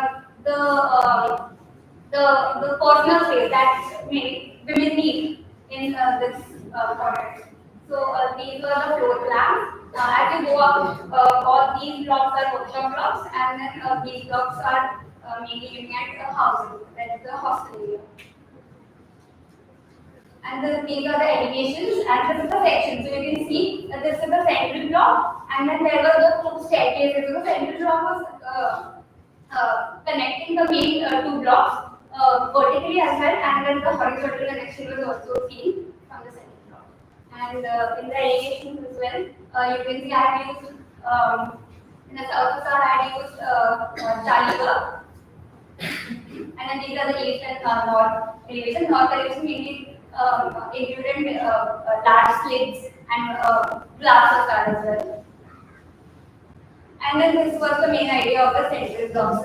So this would be the central block. It also had a step down stage, and it would be a semi-open block with only railings. So that would be used as an office. And this is the slides. I'm sorry, but yeah.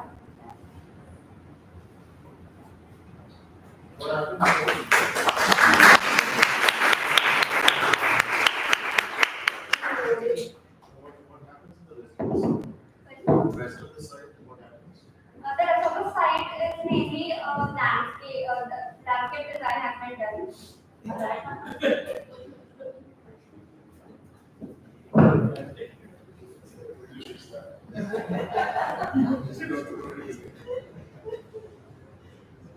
And how big is the site? It's almost 6,500 square meters, the whole site. And the build area came up to, it was 30%, or it was almost 1,300.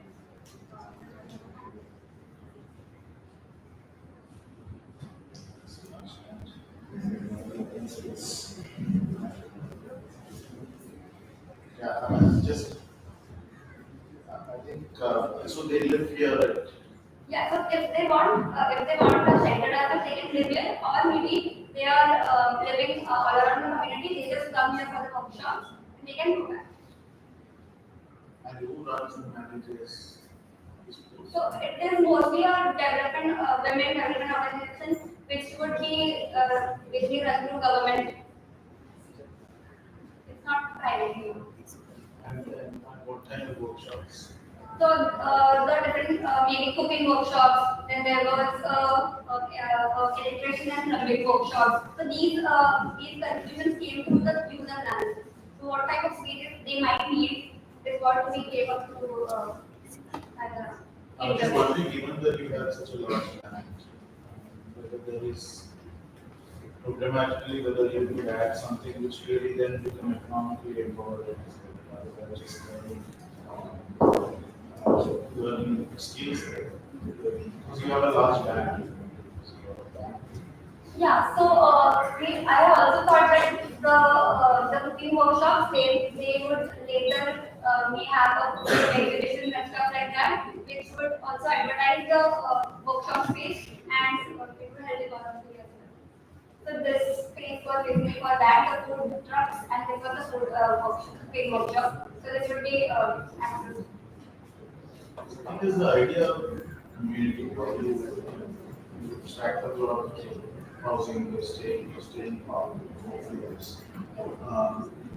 there are nice things that these, the design of the city, especially the residential part. How do we kind of create a sense of community kind of design rather than just have the, what they really need is that is a community. That sense of community. So your design can be articulated in a way that start to, and it really enhance both our So the main idea of the hostel was to keep it a private block, to give them a sense of safety as well, because that was a great concern. And then the central block was used as a transition space which connected the private to the public as well. So that yeah, I'm just saying that if you're able to embrace that side and really create community spaces which allows them to plan as a home, which is spread out the living space is much larger than just stacking up on the probably enhance that sense of so yeah, I mean, if you look at, I mean, in a lot of these things, it truly comes down to economic. How that's what gives a sense of freedom, especially in a large urban context. So it will be nice to really look at programs which, allow them to, transition from skill development to employment. yeah. So so there are also some kind of incubation centers which would then help them to find jobs and facilities outside as well. So this is not a place where growth would be stopped. They would be encouraged to go forward and go outside as well. This is just an idea to give them that how your life can be changed and how your life can be better than what it is right now. What does Chiara means? Means rightness. It's an Italian word. Very right. So what Viju is trying to tell you, you're still talking about your build form, you're still emotionally associated with your design. First of all, 6,500 square meter is almost close to 1.5 acres of land parcel. If I talk about an FSI calculation for Chunamati of 1.5 acre land parcel, and high density architect like me, I would go very tall and build 15% with a very BP revenue generating. Now, when we are talking about this kind of ornament, second thing which I want to, as an architect, want to tell you that landscape and open areas can never be an afterthought. It's how you evolve your footprint, or as you evolve your open space, you get your footprint.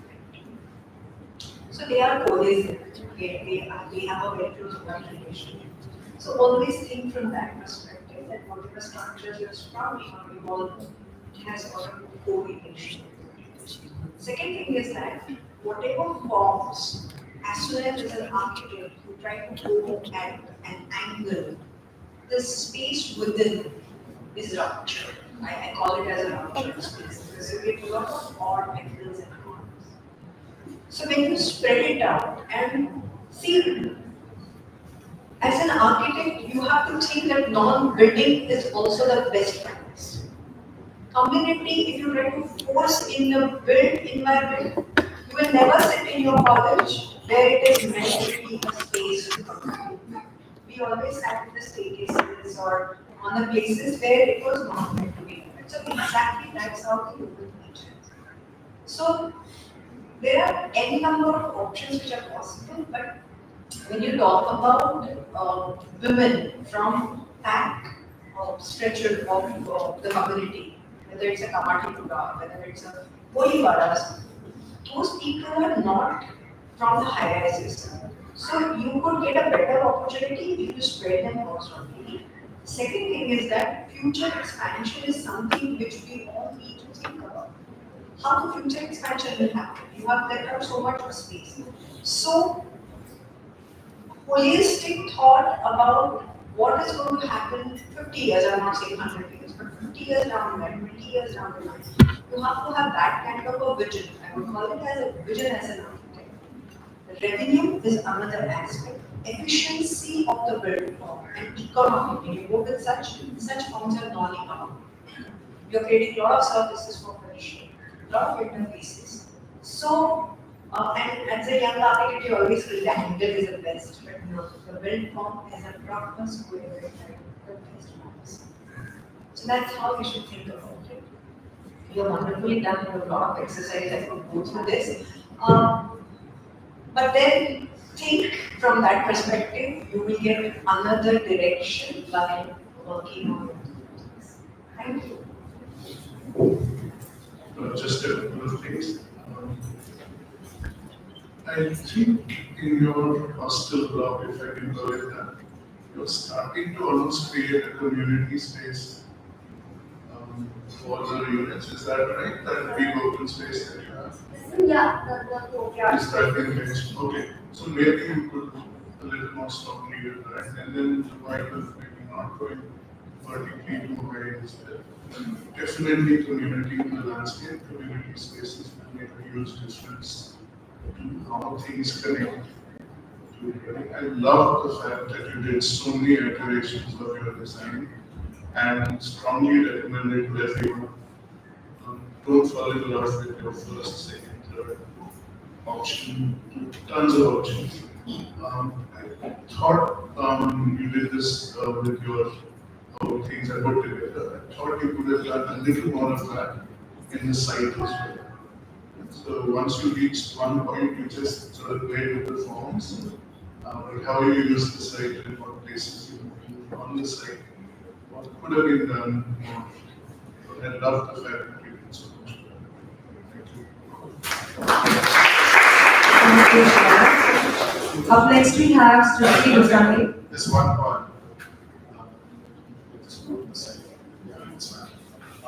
Just following up what Anil was saying, I think in a site, 1.5 acres in Mumbai is like 1.5. I think site planning is the issue. When starting just by organizing the buildings, we have just kept it knocks out on one side, just see the amount of land we create, not for real estate use, then use that land for other activities and really engage in that. So don't look at site as some boundary and then plot. Engage with that space, embrace the site, look at it as an extension of that. How do it will really make your thought. Okay, thank you, Shreya. Up next we have Srishti Goswami from IESS College.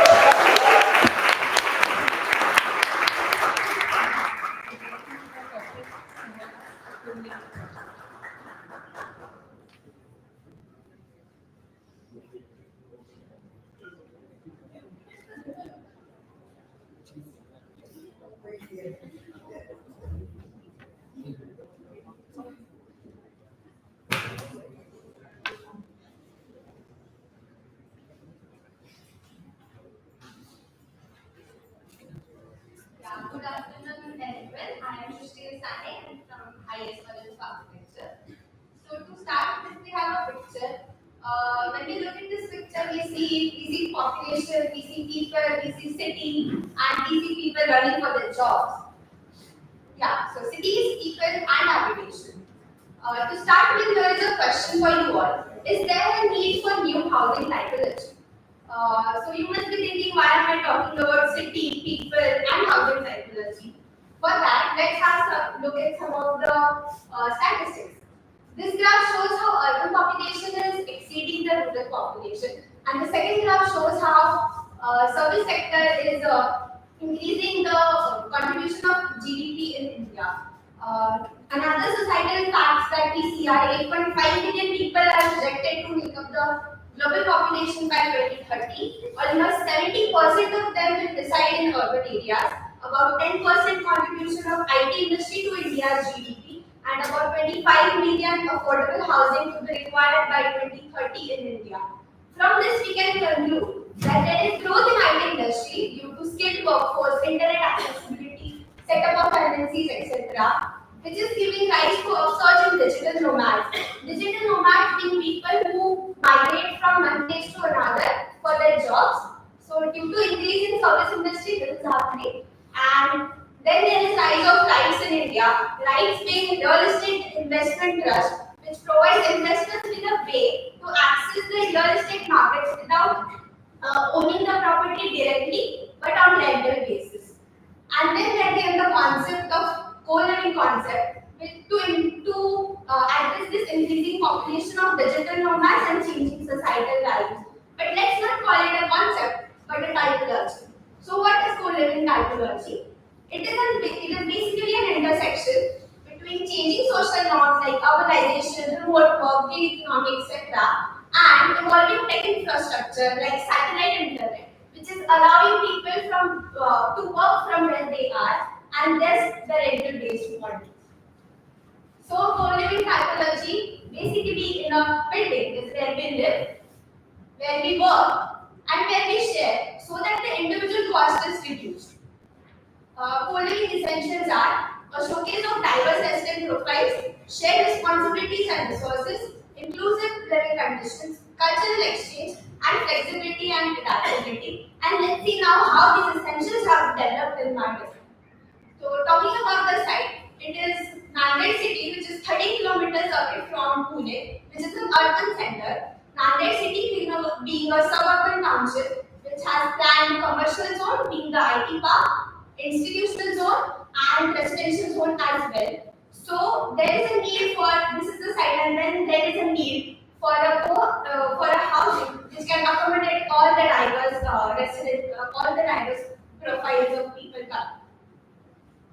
When we talk about Pune, let's talk about the past and the co-living that existed in the past. We talk about Pune's Vade, which has a perfect combination of hierarchy of shared spaces that are the courtyards that it formed, forced movement through these shared spaces, and inclusive design and social nodes that was seen in the picture.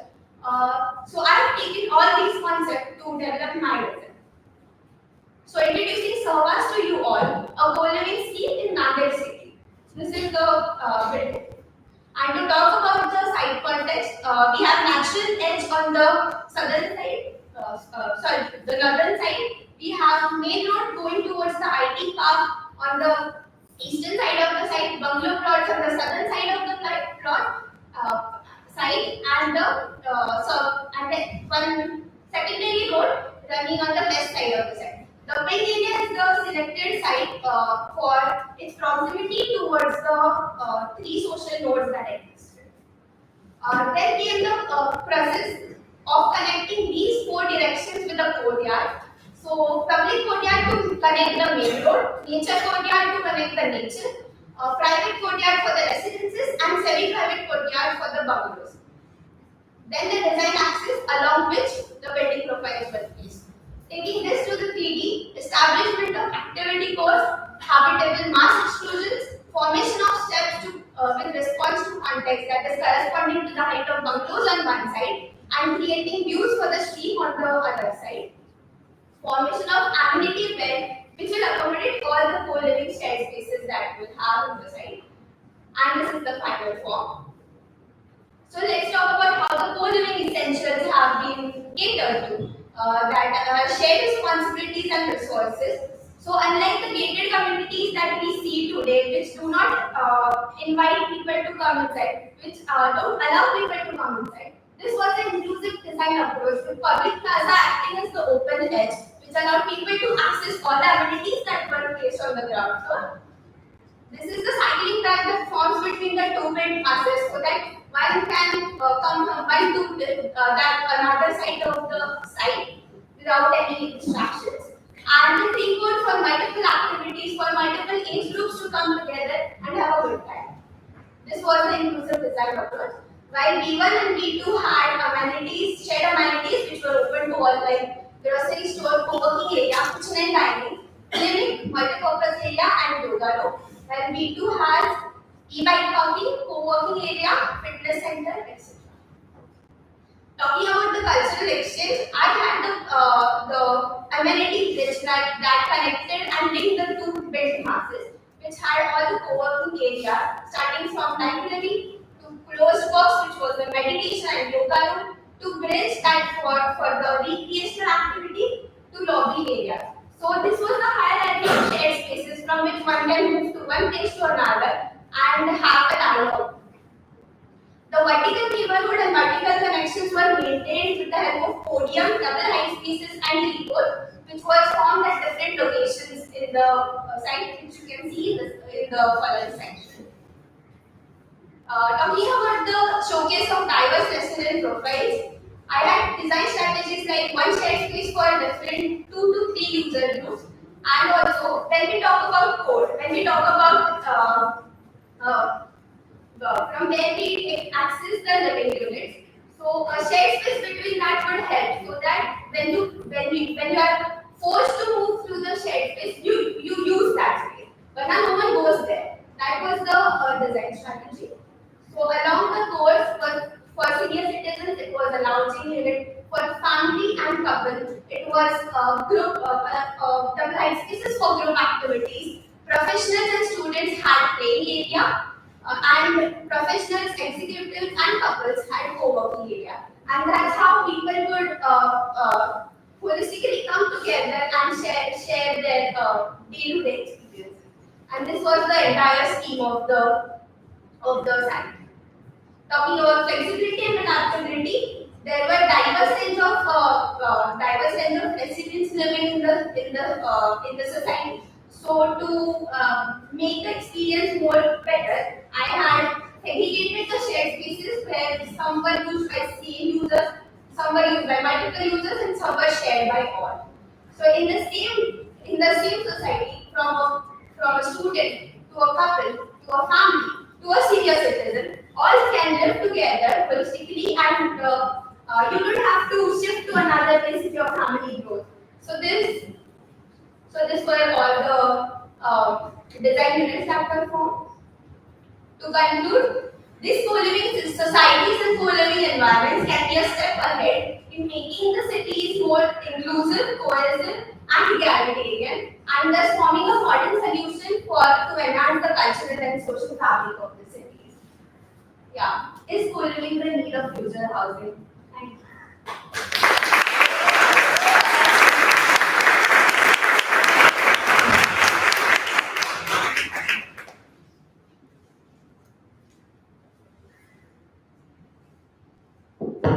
Hi, Sesti. What do you think? What's your answer to this question? Yes, it is a need because right now the society is not really including people. It is getting formed, but it is not including people. Like I gave the example of gated community. So it has an edge that doesn't allow people to come in. So this can be more enhancing the cultural fabric. Creating a space within a building, do you think people will start going there? They might get a motivation. My question is, you have a signage of the room and you say that this is a community room. Will you start going? Maybe not. But when, like I Stay there. Sorry. My second question is, I did not see anywhere where is your vehicular entry and exit. How you have made it absolutely pedestrian free.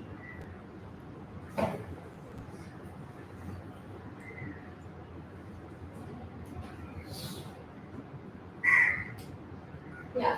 Where's your parking? Parking in a basement. So this was the basement entry. Okay, the parking is in a basement. The grey one is the regular entry. That was the regular entry, and this was the regular exit. And the pink ones that you see are the the pedestrian path along the green codes and green markers. My second question is, what is your site area? Site area 20,000 square meters. 20,000 square meters. 5 acres of land for this. And how much you are constructing?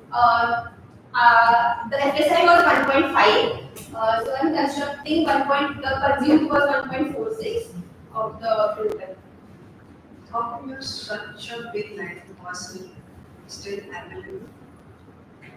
Because the height was increased and much of it was in circulation and amenity spaces. Okay, I mean, you could have got.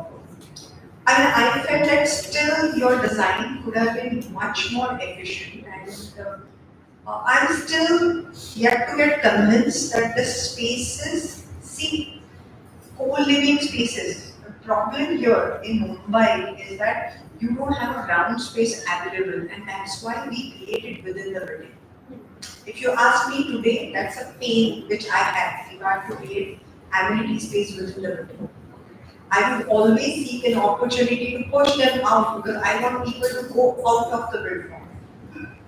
When you have so much of less FSI and a big land parcel, still when you try to push people within the build spaces, it's not a great idea of the whole way. Okay? It's always, even if today in Mumbai, we create the podiums and we push all the sports activities. I mean, I would have loved to see if you have created a whole of a sports complex. Kind of a situation which is missing. You give opportunity for people to communicate on the sports ground, which is outside. Today's children need to leave their buildings and come out. Co-working spaces is out of problem to travel. But when we are thinking about co-living, we have to think in a very dynamic way. When there is an opportunity, you have to push people out. That's how, as an architect, I do. That's my personal. And then you're constructing much more. You're creating the bridges. Why do you need when you can go down? You had an opportunity to have a lower height and stay below the trees. Why you want people to go above the trees? That's how, when the opportunity is given, it should be a low rise. And have to have people interacting more with the nature friendly surroundings. And you could have pushed away your basement. You could have got your LLCP. And then you push your parking out of it. You have your building built for, and you have a wonderful landscape, which is the lifestyle. That's how I look at it. It's just nice work. Hope I don't get beaten up if I get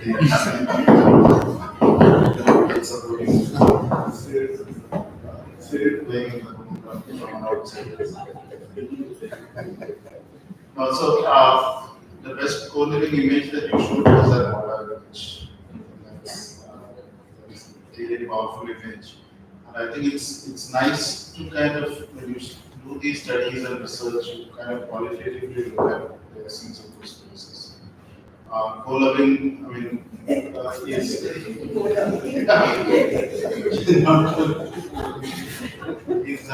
you can always look at it as a curve, which is how we look at urban developments. The first reaction when I was going through when you were explaining what I was thinking is that how is it different from any other housing that the city we find in our cities today. I mean, except for the amenities. I think the way you branded this as a co-living is primarily the amount of amenities, the kind of spaces that are created which are an addition. But it's also an opportunity to really study what co-living means, what are the advantages of it, what are the pros, what are the cons, etc. To really understand how do I then create spaces where people come. And I mean, the earliest co-living spaces are the ones which are the sort of the when families live together. The nuclear family, all of them are co-living in many sense.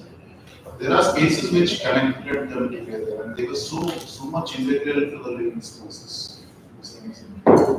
And so when you start to go vertically up, that is really your challenge. Really separate them out. That's why I said the water image, because it's a lifestyle, it's a way of living.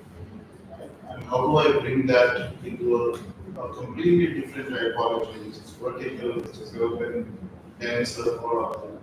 And if you take that as your brief, then you start to imagine the idea of co-living and not really look at it as a brief. The problem with all of us, I mean, even me as a practitioner, is that we are given a brief and then we start to achieve and we create branding, we create, how do I kind of, the essence of real architecture lies in the explorations and the inquiries that you do. At an academic level, this is your opportunity.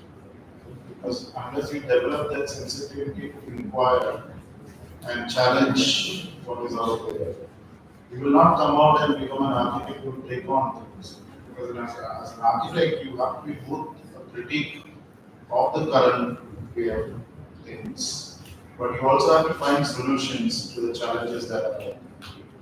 You can't take both out of it. I can't be just a critic and call myself an architect. I still have to find solutions. Right? But I can't be just find a solution to the dream, because I have to be conscious of the fact that what are the issues that I surround myself with, and I have to be bothered by that, and I find inspiration in that to find solutions.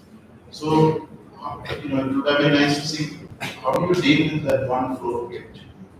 What is that floor plate? How do two units come together? Right? Everything is, you are now looking at it from the aircraft, and that's the. But the human interaction, the idea of living is the scale. So when I come out of the house, what is my experience? How do I interact with my neighbors? What is the kind of spaces that I create?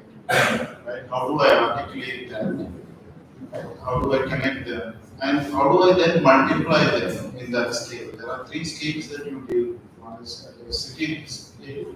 What is its relationship to the city? Second, at a building level, at a larger building level, what is the community? But it's also at my unit level. What is my sense of community?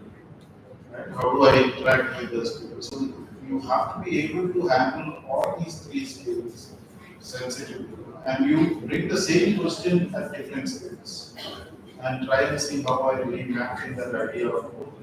And then how do I, then you start to come up with new typologies. It's not a new typology otherwise. Typology is not just a term, it's also inventing something new, a new way of life. I can have 5 different typologies in housing itself. Right? It's how I kind of do with that particular typology, how do I articulate that typology.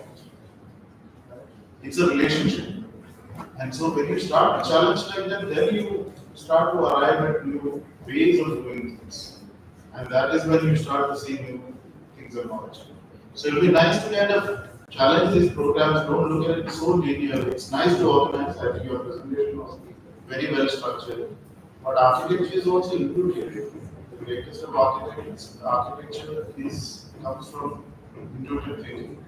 And so you have, and that intuitive thinking comes by developing a position or developing attitudes in you that challenges things, that questions things, observe things, right? And then your hands start to follow a certain pattern which just comes out of how you form yourself. And so it's very important to understand the balance all of that. Right? While you structure it, you also challenge how do I arrive at that desire. And so it's important to look at all of these aspects. Otherwise, really well presented, quite detailed drawings. I think even without giving you floor plans, I can make sure it's very well going out. And so all of that is really nice. Thank you. Next, could you go to the site plan? Could you bring the site plan? So of course the tricky thing is what Vijay was talking about, being intuitive and getting through the housing semester, number crunching, number population. That's the tricky part. Really strong idea of connecting that landscape space, that rectangular space to the outside. Could it have been done more strongly? That's another thing, or was it just a gesture to be a small section? Could you connect other spaces with that? That is one point. Second, purely landscape point, I know it's not a landscape story. As soon as you put a strong form in a pathway around the space, then the space becomes defined. And you have these large patches of open area, the lighter fields, that I think because you've done these strong pathway forms, because of your core area, the 4 kinds of forms, gets cut off. So perhaps you could have a more connected beam going through rather than these very defined things. And one last thing was, the form of the building is very strong, and I'm not sure whether Nanded has such a strong and large urban form, and then you've got that stream running there. So what are you creating that will be looked at? And are there ways of making it not quite so imposing and so massive? So that idea of perhaps having a lower-rise thing spreading on the side, or having a high-rise thing that steps back, perhaps would be visually more appealing from the outside. Just the Nanded city right now has all the planned residential plots. No, it is G+16, G+21, all of that. Mine was G+40. So it's even lower than Yeah. Thank you. The entire profile of city is high-rise. Got it. And about the public plaza, so it was intended for people to come inside. But the residents were not to be disturbed a lot. That's why the smaller portion. So maybe you work on the street, perhaps you have a sequence of interventions along the street instead of just one. Perhaps. Only thing is that visuals are here. They can come back at the time, just one. Next time you try to show your process that how you have arrived at this particular master class.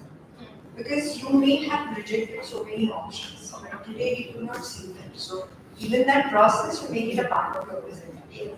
That helps to explain that why you have arrived. Very nice. Thank you.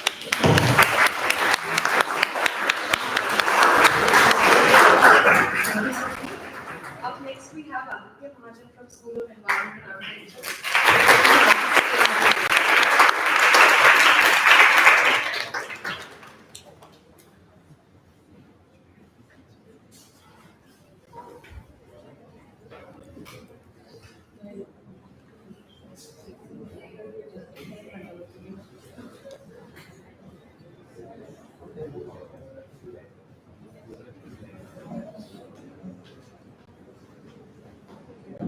Good afternoon.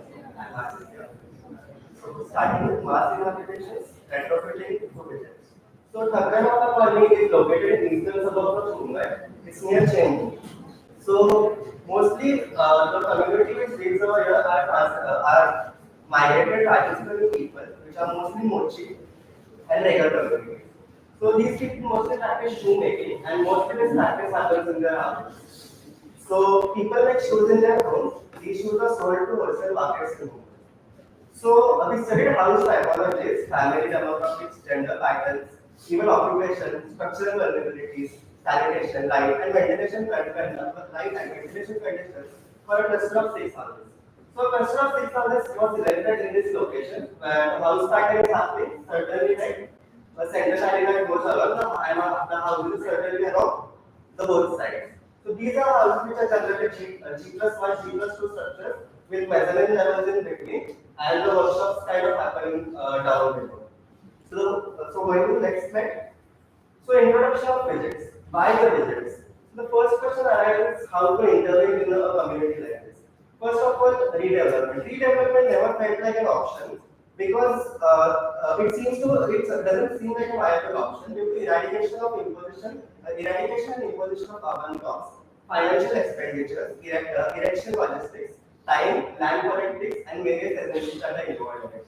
So the design works and developing strategies, which are basically small insertions in the original housing typology, where these 8 widgets certainly go along with all the houses and suffice space in between. So the widgets are the first, the niches on the street, terrace statues, the growing family, transformable openings, folding walls, facade mesh, protected dampness, storage underneath. We'll go through the widgets one by one. So firstly, the widgets that are based on social, communal and family dynamics. The first observation was that the niches are kind of very small and light and ventilation is not kind of happening. So that's where we thought of getting carving out space from the houses, which kind of becomes the interaction space and the workshop kind of opens up to the whole street. Secondly is an observation where the ground is shifting above. So the upper levels have potential to create interactive space with the street dynamic shifting from below to above and forming terrace sections. The next observation is about the growing family, where the family size is kind of increasing because people are getting married, children want new space in their house, and that's where the condition happens where the houses reach its maximum structural limit, and small mezzanines are happening, and that's where the growing family widget kind of happens. The fourth widget is about forming the skin. So the natural light and ventilation conditions in this locality are certainly poor because of the dense condition of housing that happens, and that's where a transferable opening becomes important because which leads to designing a wall with storage underneath, the light and ventilation happening in, and the blinds kind of covering for both the floors. The next widget is about the light and shadow conditions, where the wall becomes a transaction. The wall becomes the wall of transaction, where the wall opens itself into a various kind of window that can be worked as a balcony as well. The next widget is about the facade mesh, where the utility space kind of happens and even the trees and small plants can be kept. So that's where the wall opens up and forms the mesh outside, which later on can be used for utility and small plants. The next widget is about the technical solutions. The main observation was about the leakage and seepage in the houses. That was because of the planning that was done with tiles. So that's where the wall needs to breathe certainly with the water kind of covering it. So that's where we decided on cutting off the contact between two indigenous materials by inserting a small slit and let the water evaporate outside from a skylight. That's where the next technical solution comes in, where the lofts are used for storage. So these lofts can be used to for habitation, and the storage can go under them. So conceptualizing them with the existing structure, the facade mesh kind of coming in, the mezzanine levels that go along, storages, also the balconies that are happening, and the terrace structures kind of coming in. So if you look at the plan, the workshop space opens into a veranda space outside in the streets. The storages that happen, and even the transferable openings on the ground floor. Going on to the next, the first floor plan, where we see the mezzanine happening, the overnight spaces that come along, the terrace patios, the growing family, even the transferable openings, and the facade mesh that kind of happen over here, the protective dampness, and even the storage that happens underneath. So if you look at the section, the terrace patios kind of come up on here. The opening of workshop down there, the mezzanines kind of happen, the opening of the streets that go along. So these are mostly structures which are made out of steel sections and even the walls, which are generally loaded with double walls underneath and single walls that go along upon. So these are load bearing and even frame structure buildings, which become a composite structure basically, and that's where the GI sheets can happen, and the wall is basically redesigned in various ways so that it can penetrate light and ventilation. So if you look at the basic estimates about it, then the budgets go on from basic 50,000 rupees to more than 3 lakh rupees, where the growing family can kind of come in. So to conclude, I would like to say that such settlements and communities can't be built, they happen, and they happen through various small forces. And these widgets are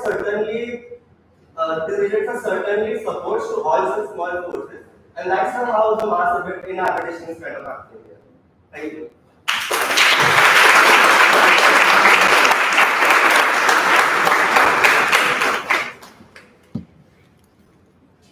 Thank you.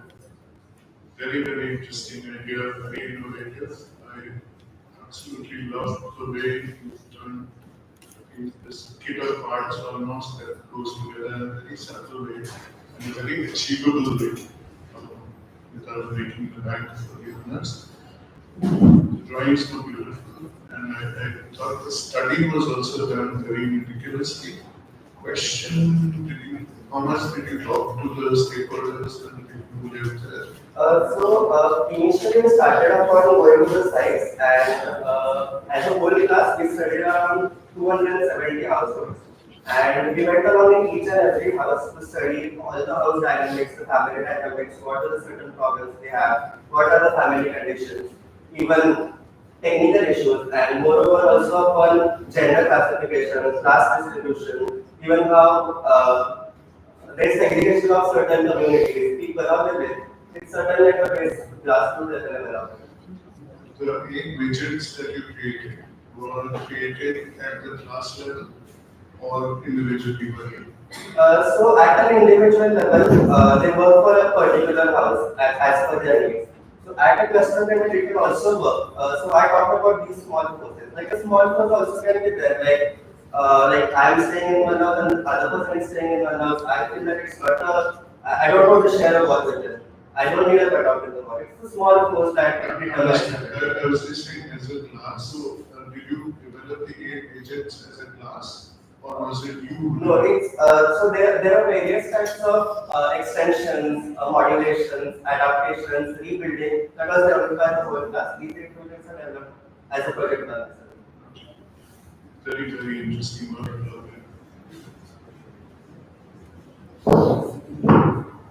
Good presentation, Chris. Let's go back to your master layout. So there are certain units which are backside, right? So they will be cooperating and they will be developing these this 6 cluster, the 6 houses cluster. The thing about these 6 clusters is also how they share their walls to each other. So if you look at the section right here now, go to the side sections. If you look at the side section, the ground, these are G plus 2 more max G plus 3 structures. So first two floors are absolutely free to move among their permutations and combinations. But the last two structures, they share a common wall to other houses. That's where the condition happens. And that's where you certainly can't intervene in those senses. And getting a window or certainly having a transformer opening in that case is also not a viable option as a designer. I mean, then you took a consent of, they will take a consent of the rear house, because you will be doing certain modifications here, they are sharing the compound. So they were ready to do that, and that they were comfortable, because this small cluster will be developed, but again, there are narrow lanes and balconies. Yeah. So what happens in the future? Because again, they will face the suffocation. See, developing these 6 units is fine, but later on, the intervention of surrounding people, how they will, I mean, what I'm trying to say is that the in-between space you try to enhance. Did you share what you are proposing with them? Yeah, we shared it with them. So there is That one. others are excited to see that what is coming to a fruition, and they interest them that why don't you do it for the entire alley or something. So there's an NGO which is working along with this project with us, and we shared this ideas with them multiple times, and they are also interested in all such ideas where they are getting into retrofit and redesign and repair, so they can improve housing conditions for them. It's a whole. I will answer this question through incrementality, because such things happen at a very small pace.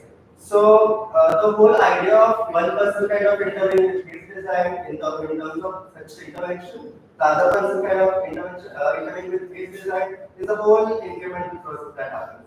And that's where the architecture of incrementality and architecture of these units will flourish there. Correct, there is a good opportunity here. That's Yeah, what I'm yeah. saying. But then second challenge what you could face is the kind of infrastructure or the drainage part of it. And only for that patch, how, because it has an impact, it has a correlation with several units. And that particular, whatever problems happening at that particular junction, have you given a thought that what happens to the MEP services, like water supply lines or the storage lines or the stormwater drain? Because that is something which is not developed, and that's where, see, it's not something that they are building, that these open spaces are much healthier than even SRA what we are developing. When this scale the problem is purely because of these infrastructure. So only for that patch, did you give it a thought that how you want to resolve, or you have given some sort of a thought process that if you resolve it at least for these many units, then the story could start as a modular units for other units. Is there any more done on that side? The thought is of course there. Even like a small service like a drainage or service like a electrical line can be shared. It can be a common. See, especially it's a leather workshop. Yeah, yeah. So there, the sanitation could be filthy. So how you have resolved it? That's what my question is. In terms of the smells and in terms of Smell, the and then even the washing of that. Have you given it a thought? Because they are the people who are going to have a problem with the stormwater drains or even the drainage. So, as a existing site condition, all this, if you look at the, I'll go to the main plan.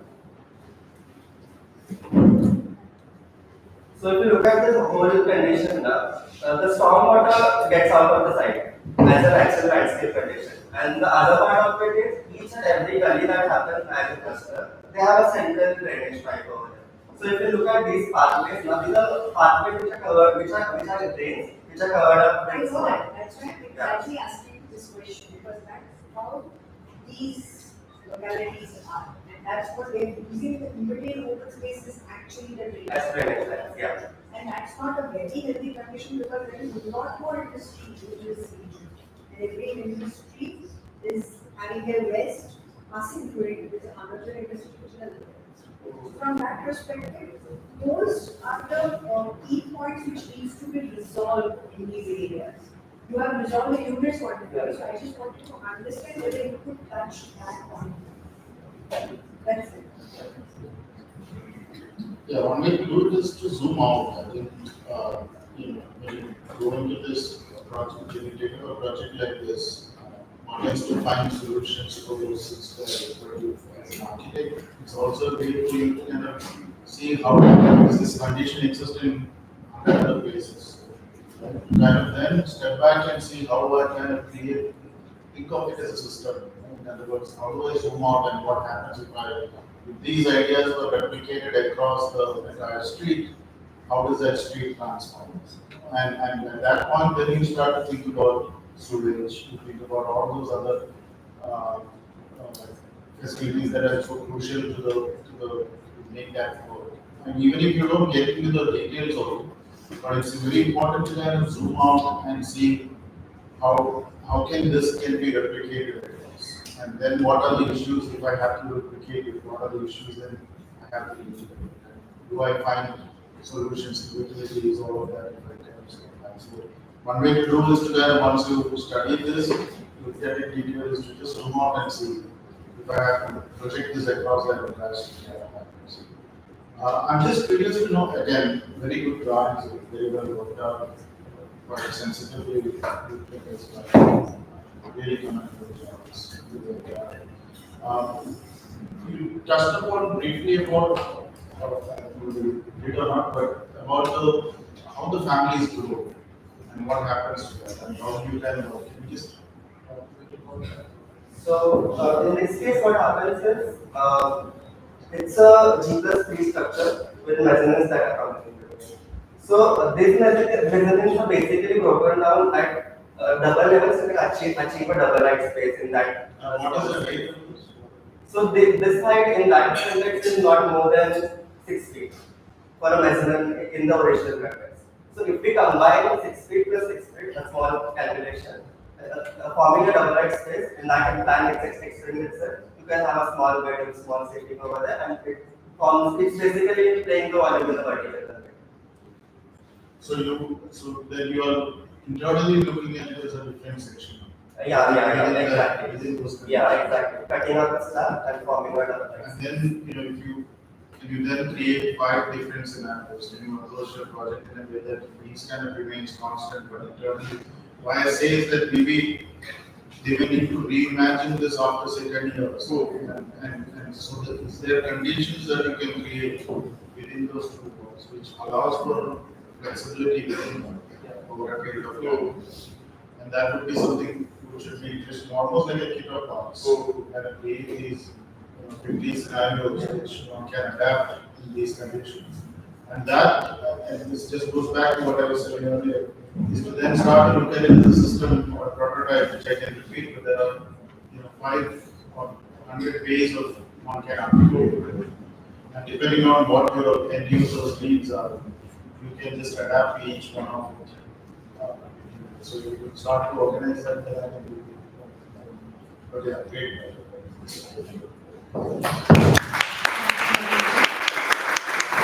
Up next we have Riddhi Deshmukh from Academy of Architecture presenting the Pinnacle Oasis, Ascent to Experience.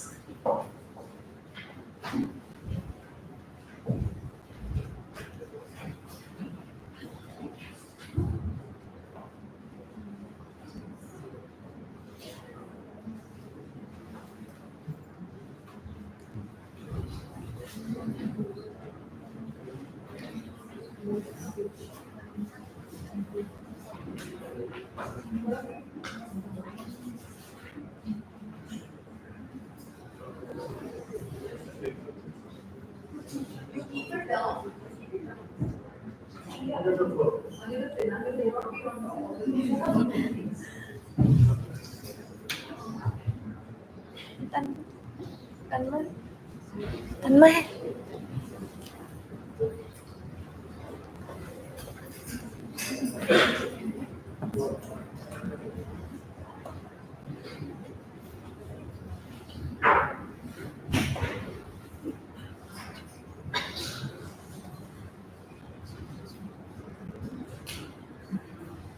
Good evening, everyone. Myself, Riddhi Deshmukh, and the project today I am presenting is the Pinnacle Oasis. So, as we all know that we live in Mumbai, where we experience a very fast life.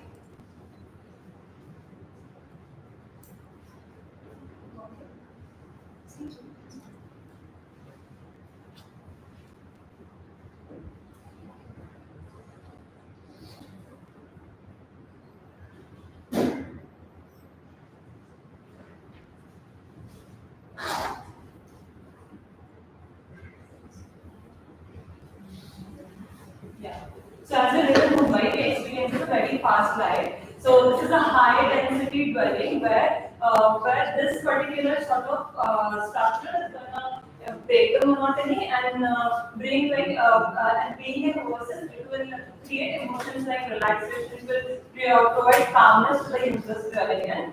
So the location of the site is in Prabhadevi Dadar, where you have very interesting landmarks like Siddharnath temple just near to it. There's metro construction happening just behind the site. There's an institutional center nearby. And the site has a 28-meter wide road just in front of it and a central node which is happening near to the site. And we have again the 10-meter wide road at the site. And in terms of connectivity, the site is near like 5 minutes away from the Dadar station and bus stop is just near to the site. Yeah, and talking about the orientation of the site has the site is facing northwest and southeast, like northwestern and southwestern direction. Where we have on the northern part we have more rain-prone region, on the southern part we have more heat-prone region. Therefore, the structure is designed in order to cover these all climatic conditions as well, along with the proper living spaces. So talking about the main concept of the structure, looking at the area, the site is about 3,200 square meters. When you have a building, so the main concept of designing is that efficient use of footprint. And orientation is mostly taken into the consideration when looking at the views they have. When you look at the structure, you have at the side, on the front side, we have the city view, and on the rear side of the site, we have a huge sea view after certain levels. And moreover, since we have metro construction just behind the site, we have a open green space below where we have the metro thing happening. Then the second graphic depicts the efficient circulation. So since we know that the site is quite linear and its term, the construction is the design is more constrained to a linear format. Therefore, the setbacks are left according to the government norms and according to the site the structure is designed. Moving forward, the entire structure is divided into different cores. The first one we have the podium core, and moving above we have one central service core, which is the spine of the central structure, and then 4 residential cores surrounding the main service core. And all these residential cores are ending at different levels, making it a kind of scenario playing with levels and then creating different terraces at different levels. This creates more interesting volume to the structure. Moreover, we have created different voids in the structure, which are the refuge areas after every 7 floors. And these are refuge areas, and the functions are like double height spaces. And then again, adding to the skyline, I've added the ground to the structure.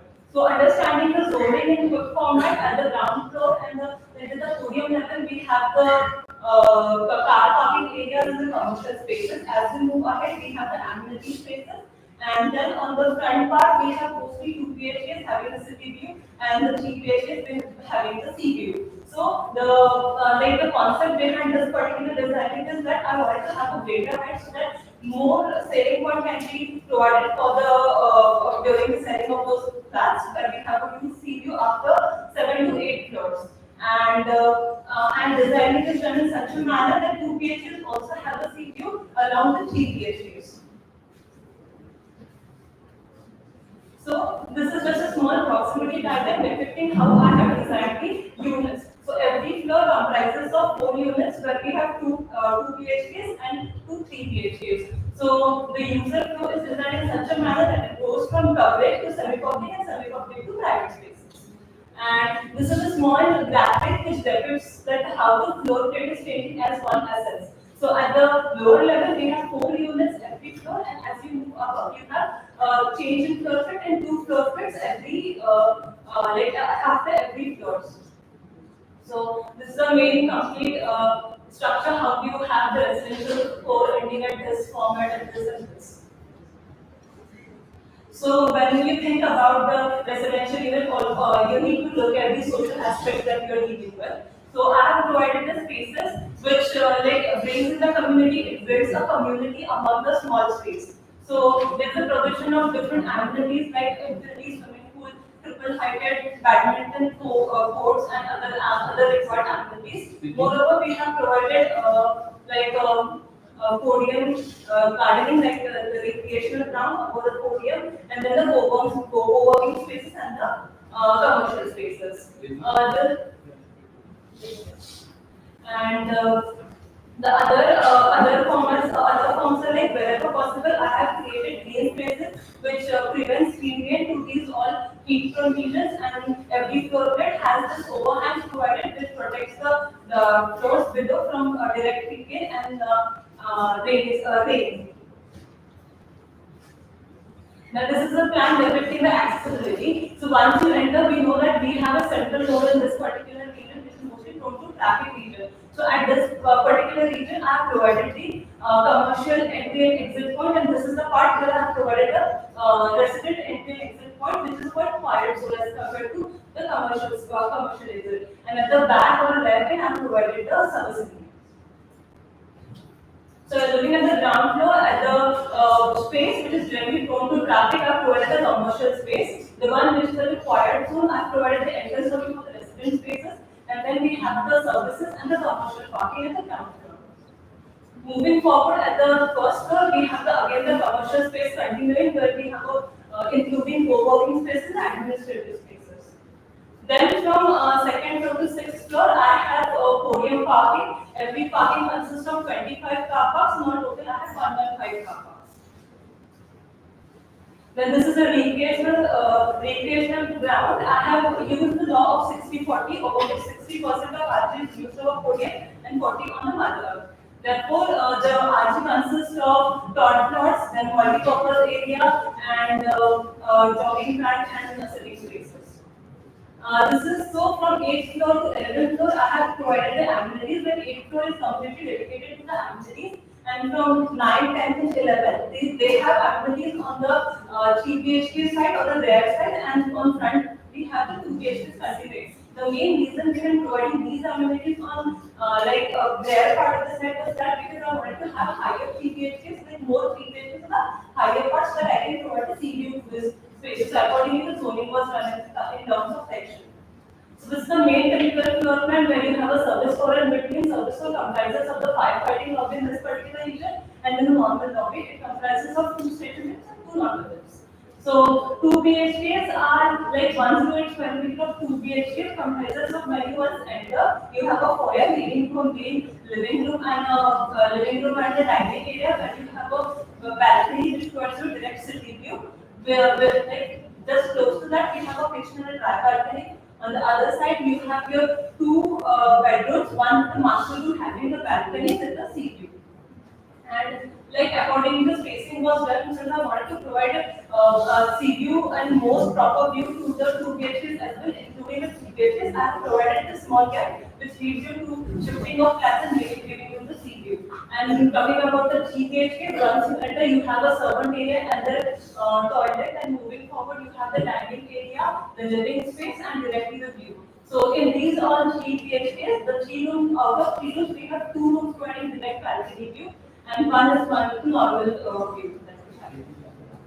Yes.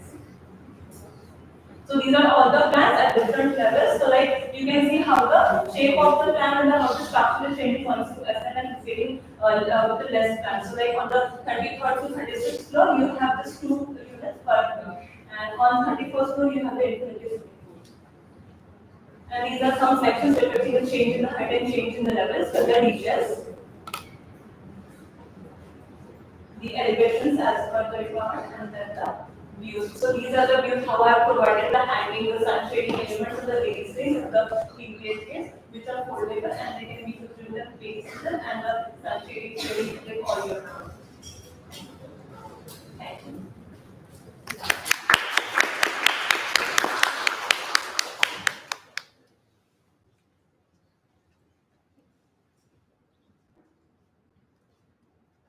Which year you're from? I'm right now. Sense. So that was your time of higher education. Okay. Good efforts, I would say. But there's still a lot of it. Statutory wise, there are a lot of things, a lot of comments I will have. I'm not going to go on that path.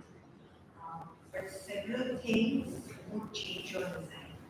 I mean, right now, even the 60-40 rule is not applicable. You have to have 100% LOS on ground on Mother Earth, which is majorly going to impact your design and your marketing.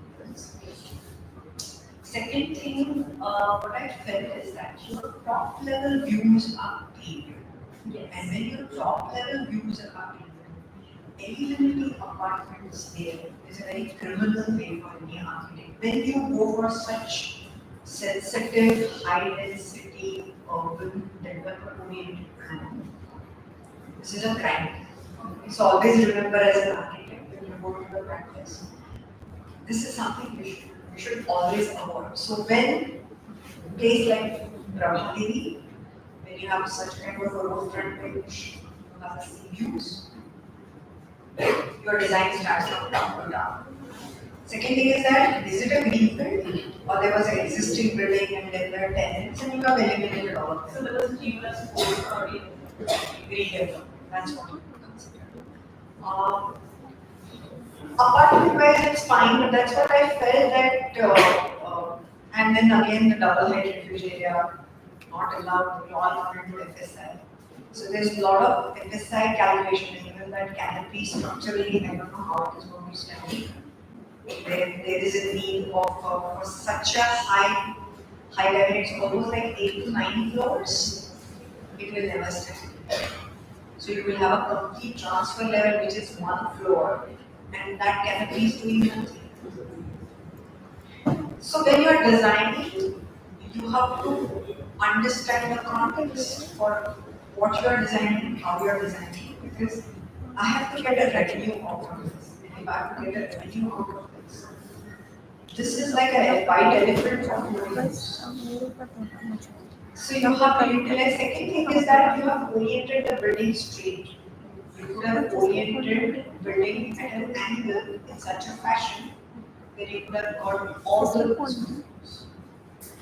So your design for such high density, as you have gone for very, very urban, high density, FSI sensitive, I would recommend in that particular fashion. When your design should shine through all those aspects and give me the efficiency. You should have tried for the brand for the Lavaki.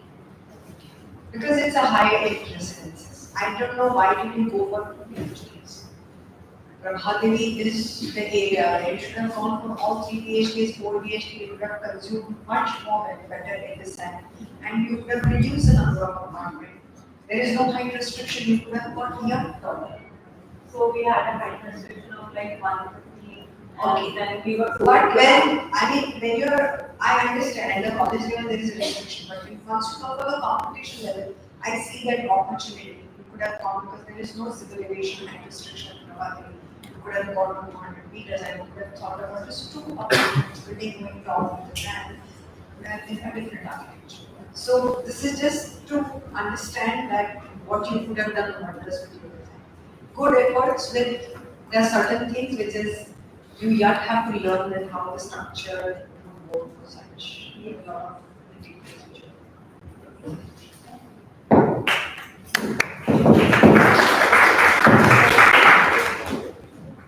Yeah, I think very well put together on the details, a lot of thought including the presentation. But I'm going to take a little different take on that. I think, and this I touched upon one of the earlier presentations as well. Is that when you get project idea, I'm stressing in academic, the idea of academics, the idea of being it's the space of ideas. I mean, it's where you explore, you challenge all of these things that and that's the fundamental point of being in academics. Is that this is where you bring yourself. Care about like, how you shape yourself. You are constructing yourself with every project there. And it's very fundamental to understand that. And so then, you know, if I get housing as a high dense housing as a brief and kind of explore that, it's an opportunity for me to look at new ways of architecture. You started by saying, you know, I want this, and you need to step back and ask, how is this different from, not in its form, I'm not talking about how much interest, how much influence, in the way you conceptualize, in the way you try to talk to the person, for its inhabitants, for its typology as well. When I get a housing permit, I don't just look at it as a resolution of a 3 BHK or 4 BHK or 5 BHK. That is important. I have to solve it. But I'm also conscious of the fact that housing is a typology, faces many challenges in the context that I practice.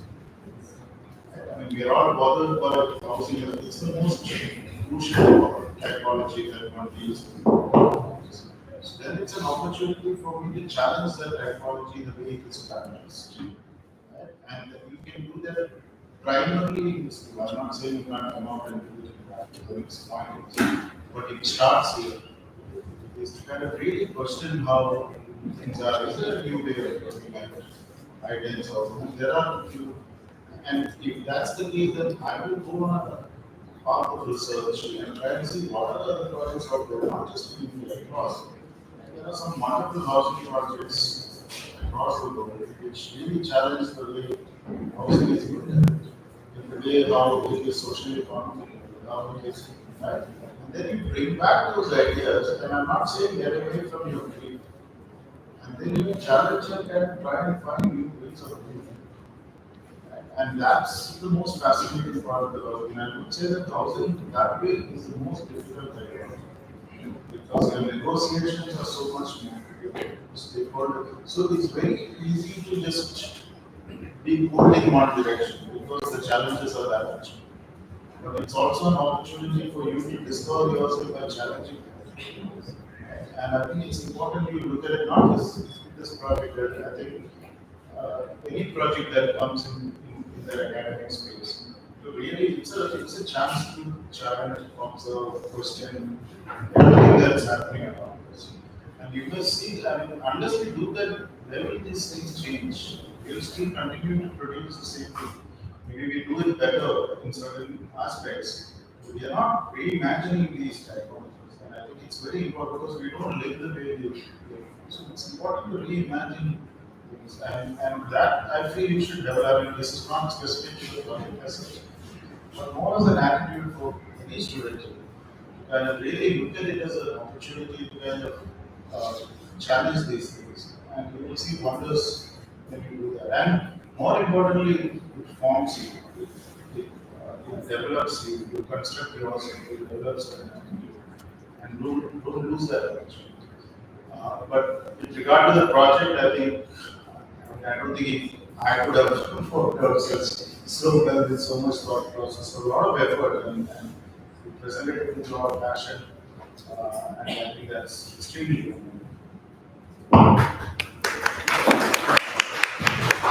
Just a couple of things. So very well worked out. As everyone is pointing out the details and the numbers and all that. I was just wondering what the podium gives to the street, because you've got this 6-7 floor structure, which right now looks like so whether you could have done more. I hope we'll be able to discuss those ideas of conceptual thinking and challenging standard things with the tutors in the panel discussion. Well,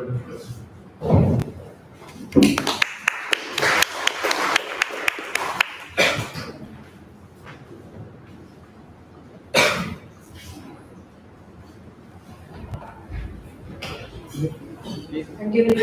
Up next we have Swara from School of Environment and Architecture.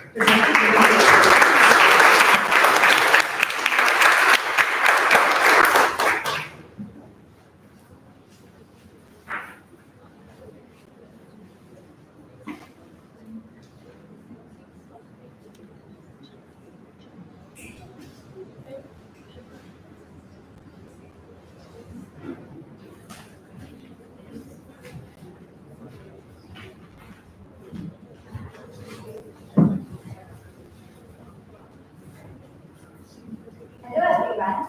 As introduced, I'm Swara and I'll be sharing my Sensix work regarding the design, detailing and visualization studio. To shortly brief, the studio looked at the transit accommodation site of Bindusar Nagar in the Goregaon East. So it's just across the Western Express Highway and it's further opposite to the Nesco Center. The site has evolved in form of its practices, culture, and local interventions over a period of time by the community itself. This soft declarations and immunity gave a space for the community to come together in various ways. This need is felt due to the lack of any consideration of such space or treaties in the original scheme. So then what will it mean to infuse and recreation infrastructure for the residents of the Bindusar Nagar form the basis of our intervention. So I started to understand my site as extensions and expansions of a building that converts a formal space into a less formal space, which thus accommodates different types of programs and thus changes the nature and the experience of the space. So there was this front space and the backyard space of a building that was converted into a locally operated khanagar and an office.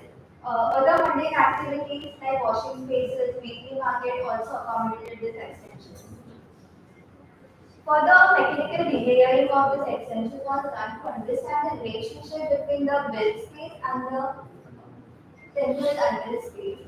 So what happens is the formwork of this temporary temporal spaces are supported all non-formal structures and then further supported on the ground.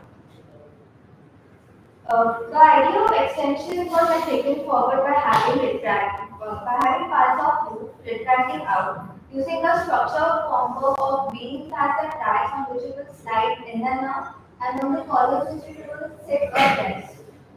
This will create different spaces of experience underneath it with the adjoining programs. Various combinations of having single height space or double height space, of having it opening it in a unique place or a balcony were explored. To further nuance the form, the geometry of a cuboid was taken and it was added, divided, split it to cater to different programs. So here largely the placement of the trees located on the site and the placement of the different programs guided the evolved form. How the structures of different programs respond to each other. So which programs will need a permanent build structure, which programs will thrive on a temporal unbuilt space, and then how those extensions and hence the intervention can create pockets, spaces of leisure, further conceptualize my intervention. So apart from this building extension, the fundamental elements of the structure such as the churches, fenestration, railings, etc. are also thought of as extensions that extend these buildings and and and, and guides the structure. To regularize the movement of the tracks of the extensions, a grid was imagined about the conceptualized form.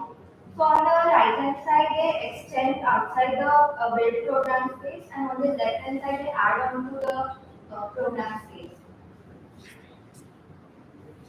So to maintain the side of intervening was the grid Maidan. So to maintain the existing cultural activities of the state, the intervention took an L-shaped configuration. So your several perforations and the guided links connect and takes you across different programs, spread it across the site. The opportunity of the junction over here was used by extending a community hall into and a public shakha space to a public community hockey space.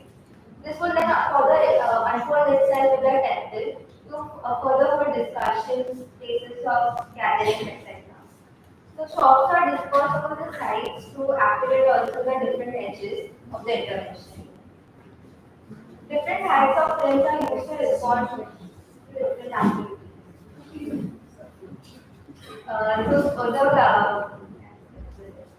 So the basework of the project of AI qualities by Saurabh Malpani was further crafted and curated out. So here the tracks in the beams of the roof is also used to channel the gutter system for all of the structure. The system converts different seat sections, trusses, pulleys, crossbeams, and guides for back and forth movement of the route.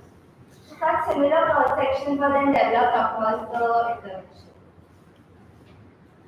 So the shocks on the extreme left intersects with the stepping planes, which then also invites the people walking alongside the street to come inside the structure. The stages uses the refracting loop from the shocks and the nearby alongside Malwari, which form the roof for the stage. So double-height structures gave an opportunity of having open and semi-closed terraces. So some intersects with the program to increase affordances, while some open itself to the public benefit. So the largely two similar heights of 5 meter and 7 meter were used to make the interventional human rather than eliminating form. So to conclude, the temporal extensions allow transformation of spaces through human interventions at a larger scale. This makes the form of the building dynamic in nature as it changes with space and time. The unit built for the community challenges the idea of a building having certain stakeholders after it's completed, thus transferring the powers to the community itself, which allows generations of belonging and feeling of home and happiness.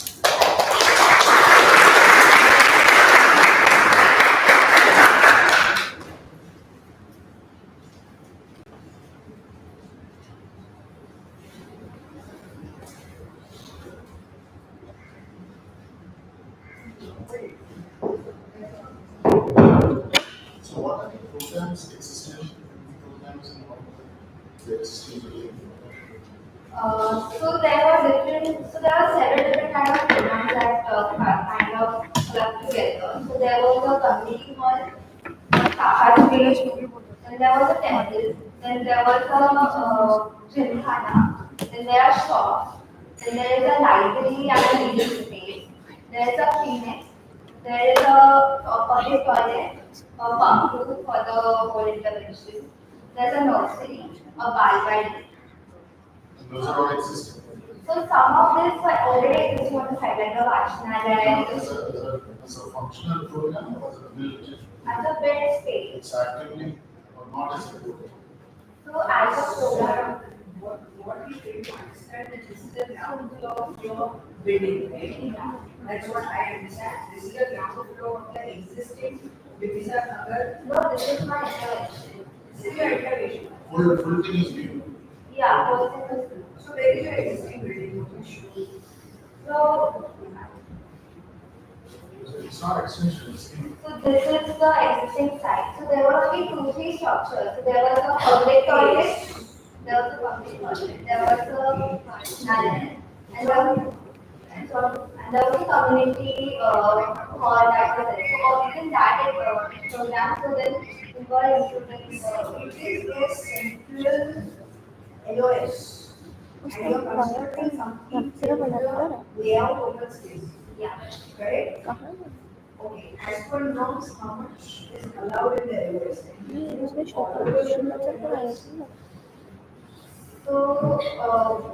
So this was like an open meta. This was not part of the transit camp sunshine.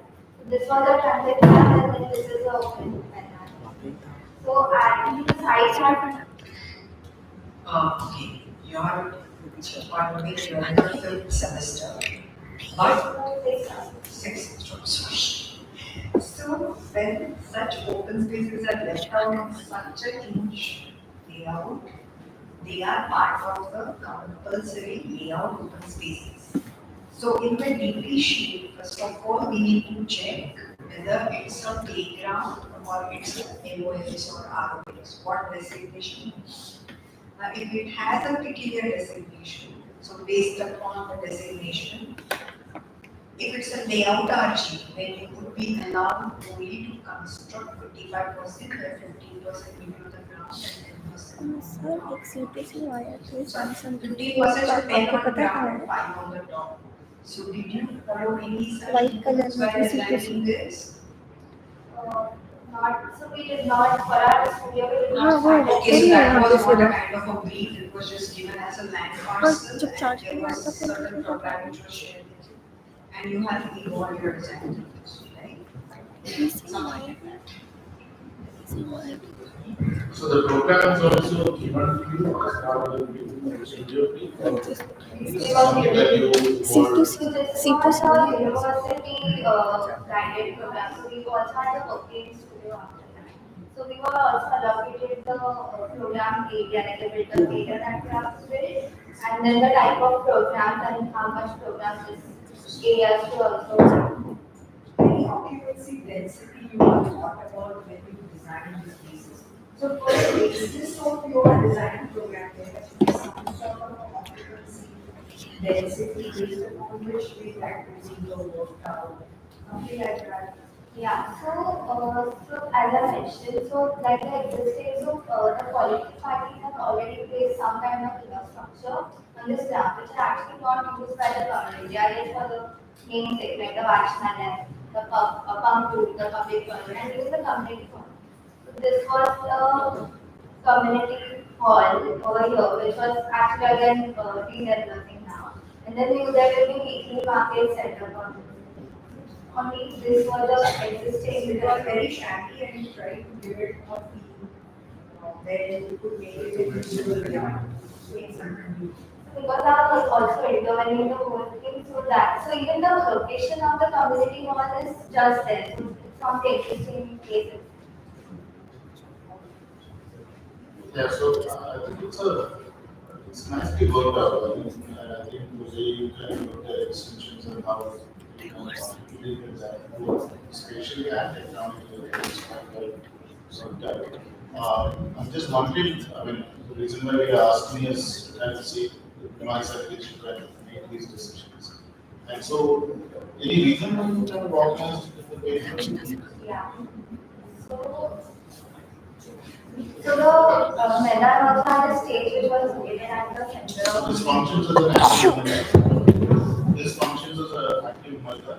You will play here. Yeah, so there is a playground over there on the left hand side, and it's not really there, but then there is some kind of activity that is happening. So to kind of maintain that kind of cultural thing, the intervention took in L-shaped configuration where the openness of the ground also then retains its time. And all those extensions that become a gallery. Yeah, they become like more of a public space where people can just come and sit and somewhere it's functional, so somewhere it's fading into walking spaces. Somewhere it's extending to a gymkhana where people enter, the people can sit and play. Somewhere it's not really. That really actively kind of articulating the edge. It still forms an edge for something that happen and the building in some sense becomes a gallery space, but it can also become a community space, social space for social gatherings, etc. So it's quite very well done. Like I said, I really like the way you approached it both spatially and technically. Clearly, the way those extensions are, the canopies are, can really complement that larger idea of bringing that Manda itself and then putting the edge. So, that's what we were able to say, very nicely done. The building forms are creating spaces of smaller dimensions which are linking to that large meta. And the way these interesting initiatives will look some kind of and the flexibility of the structure is really next to it.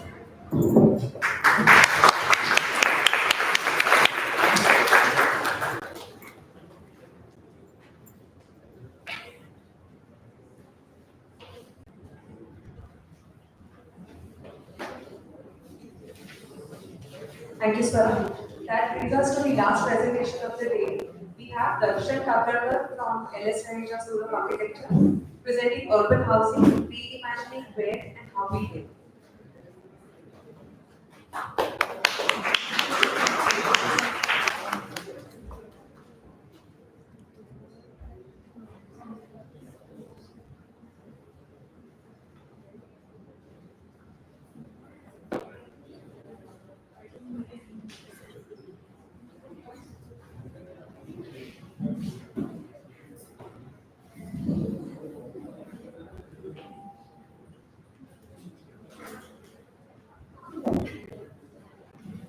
Good afternoon. My name name is Darshan and I'm from the School of Architecture. I'm here presenting you my semester 7 project, which was under category of urban housing and how can we imagine how and where we live. Right. So it said that always design a thing by considering its next larger one. As said that it is very important to design at different levels. As the scale is one aspect, but looking at the scales and different levels into the design is very important to deal with the person, community, and at very urban or larger. So yeah, so we are given a choice to select a site from this three sites. First one was Berlin, which was sea facing site. Second one was Ulmo, which was mixed development. And third one was Cursor, which was far aside from the urban developed environment. So yeah, this was the housing program for all three of the sites. So I chose the site, my site as a Cursor. So why Cursor? Because as we talks about how and where we live. So yeah, I feel like first site, the early site is very luxurious. So I did have very flexibility in design. So I will be very concerned about the luxury environment. So I don't have that freedom to design or to explore more things in terms of affordability as well. Second one will be where yeah, I was confused between Ulve and Cursor. I choose Cursor because the Cursor as a site has very scenic beauty and understanding the whole strengths, weaknesses, and opportunities basically. I come to a conclusion that Cursor as a site has very much potential because of the Mumbai and Pune corridor which is developing right now. So yeah, Cursor now going to Cursor, the typology is I decided was to 30 square meter and 40 square meter typology because I wanted to design affordability wala aspect was in my mind, so I want to affordable housing somewhat. So yeah, so as I spoke that how the Cursor is a very large strategic location because the corridor for the Mumbai to Pune and connection between is very important. But talking about the site context, as it is the Cursor as a site or as area has very scenic beauty and mountain. So yeah, this was one of the strengths of the Cursor site. So the site was placed where in here you can see literally the mountains and the wind flow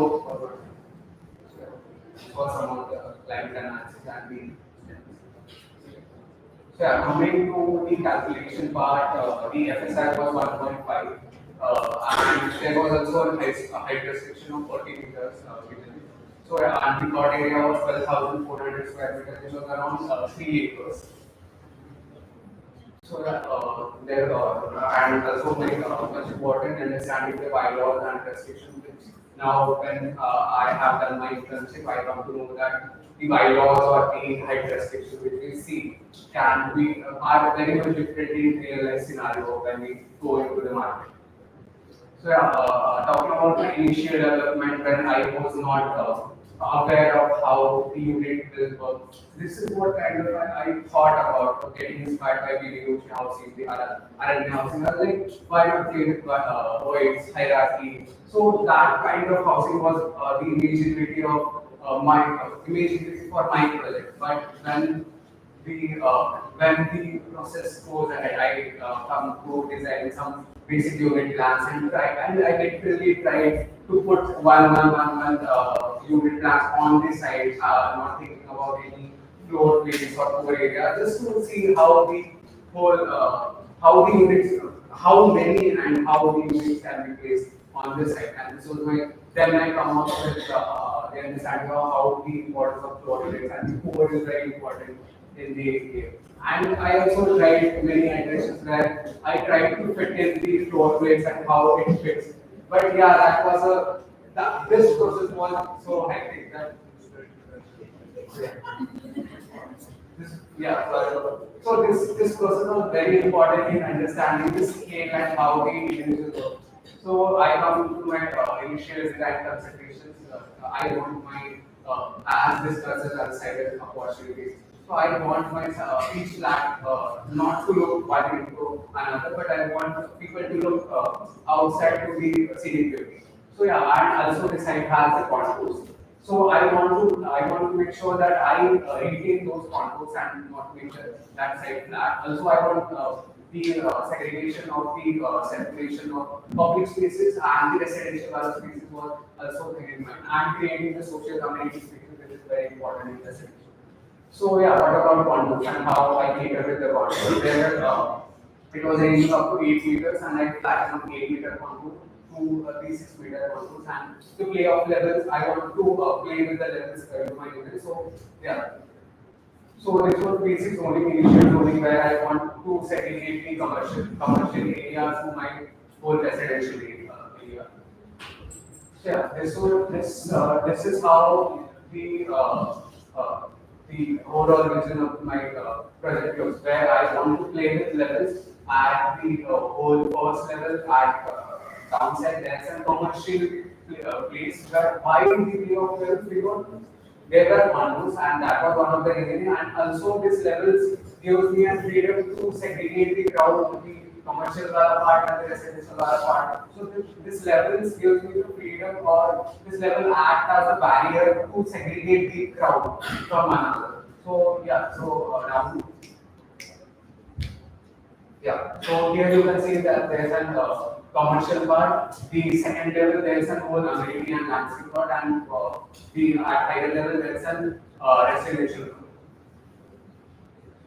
Yeah, and when you we are talking about the circulation, the public commercial segregation, which was whole segregated from the residential the access to the site to the residential part is from here, and you can this is the drop off point, and you can go into the basement via this ramp, or you can just get out from the second end. So why this approach of the circular the circulation at the edges of the I don't want my site to get disturbed by this vehicular access element, so I just put all the circulation around my site, and this is the ramp going towards the edge. And as ma'am mentioned, it is very important to push people outside the built area. So yeah, so all the community spaces are designed in such a way that those are outside the amenity, and I'll talk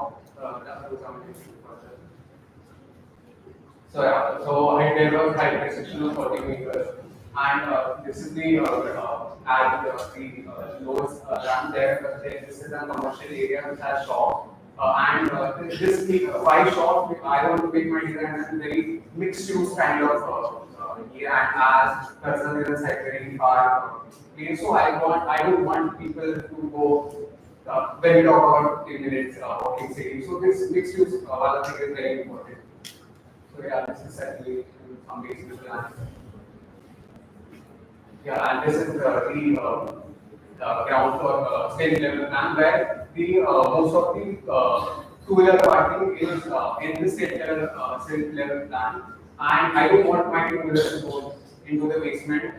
So I plan whole two-wheelers parking into this state level, and how I want my whole site to be semi-open at this state level, because the visual connect from this to this was very important, because I live in society where there's a state level and we play the possibility, and there's a visual connect. So that whole one level at this level plays a very important role in how we perceive this whole space.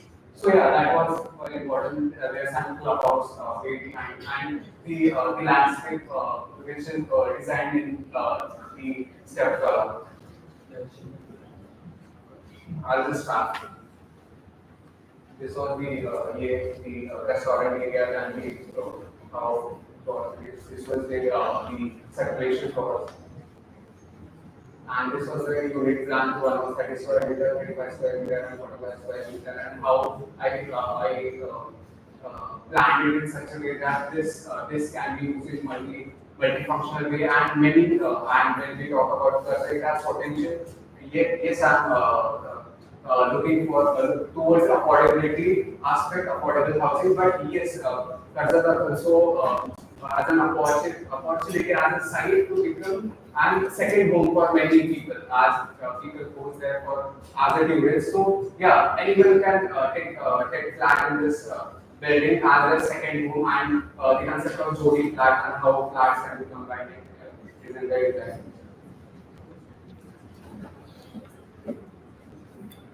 Yeah, so this is the commercial frontier.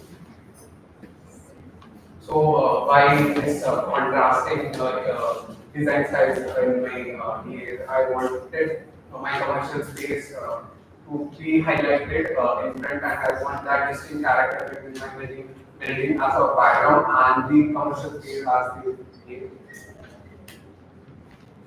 the clubhouse. I want this clubhouse. The clubhouse has the fitness gym, the swimming pool, and the communal sitting space. Yeah, I'm talking about this landscape.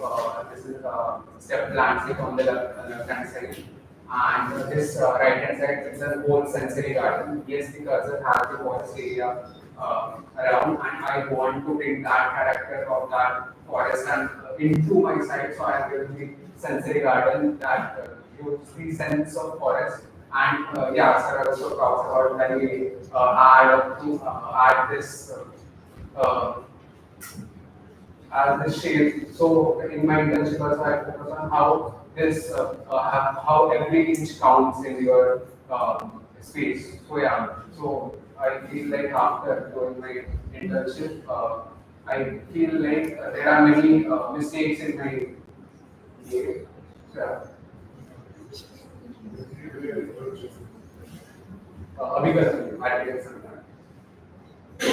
So, Darshan, two major challenges for you repeatedly talked about how scenic concept was and the hills and beautiful scenery. And I appreciate that you're trying to give views to every unit of the beautiful scenery. I think it's important to know what we are doing to that scenery with our building.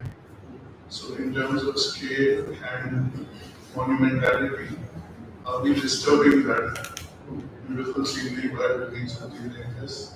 Can we challenge our brief and say we shouldn't do this much, or we shouldn't stick to this side, but stay much lower? I think that would be important.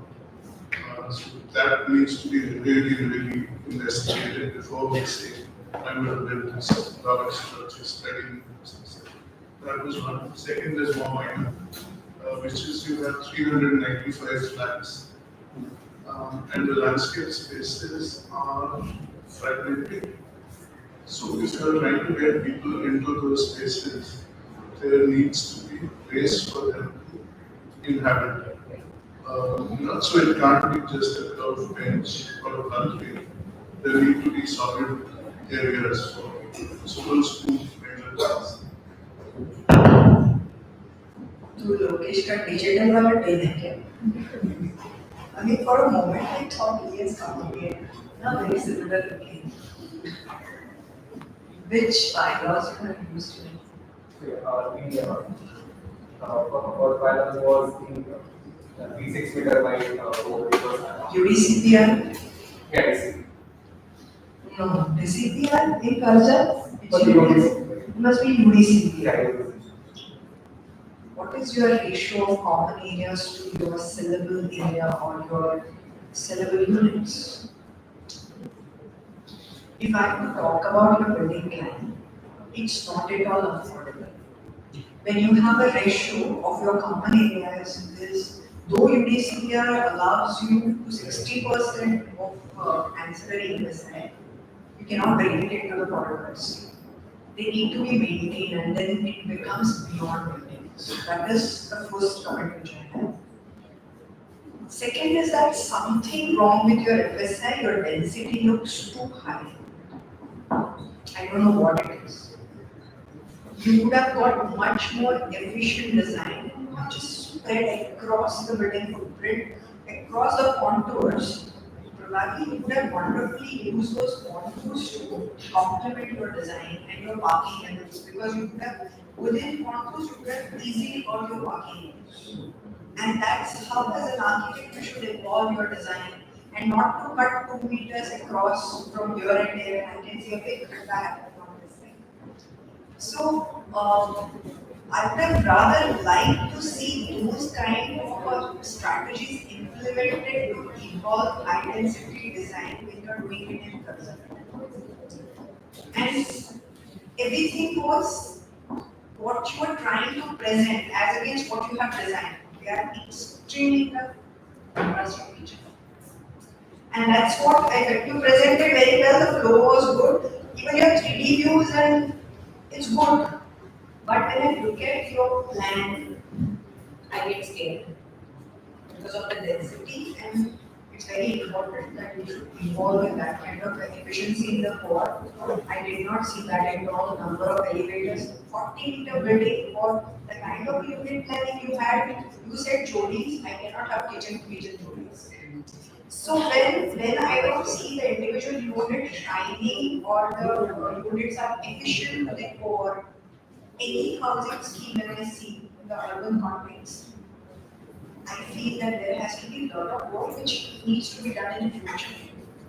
So a lot of work for the residential, whoever today shown residential, it's an altogether different ballgame, and we have to first look at the efficiency and what you are saying as against your efficiency of your core, because eventually it's an OPEX. People have to maintain. It's not about, it cannot become your chappal ka stand and your bicycle area. That's where they get listed. And there are corridors for like there's a bicycle लेके मेरा वाला bicycle लेके अंदर तक जा सकते हैं. So there was one there, and that's what I said.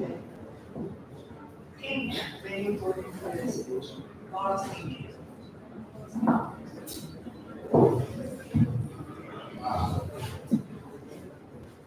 You started talking about R&I, I was wondering where it was going.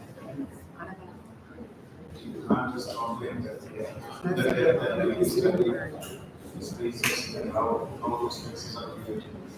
We can't look at things not as a I mean, that's maybe the developers look at whatever. What we do is we. So I think there's a lot to learn from R&I. And 1.5 is not high density, right, by any means.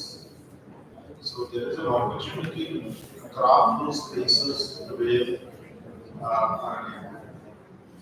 and still be able to achieve the density that we achieve.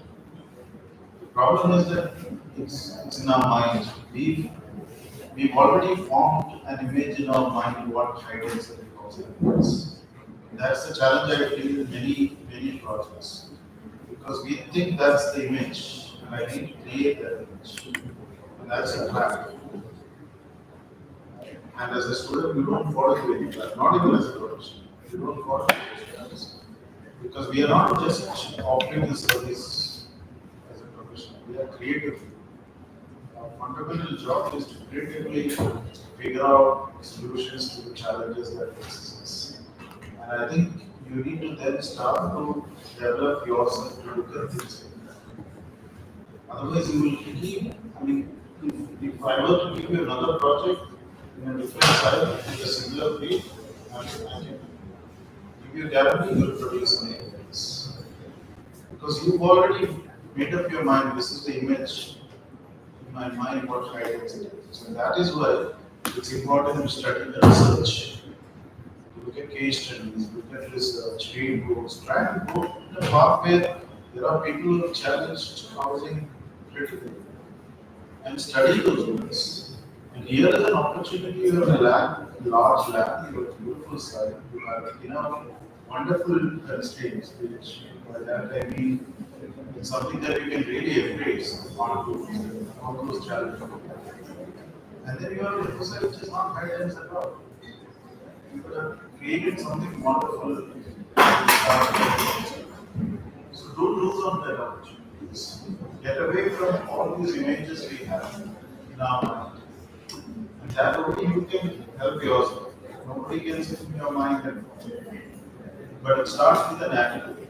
You have to develop that attitude to critically question things. When you do that, you will start to produce. Then you start doing those things. Every project is, the result of every project comes from the kind of questions that you ask yourself. It's not what the answers are. What are the questions that I'm asking? What is my inquiry into that? When you start with that and train those questions, you will start to see completely different answers. And that keeps you excited around it. This, you start to get more very fast. So we'll be doing the same thing again and again and again. But if you want to challenge things, start to ask the right questions. Good, thanks. Thank you.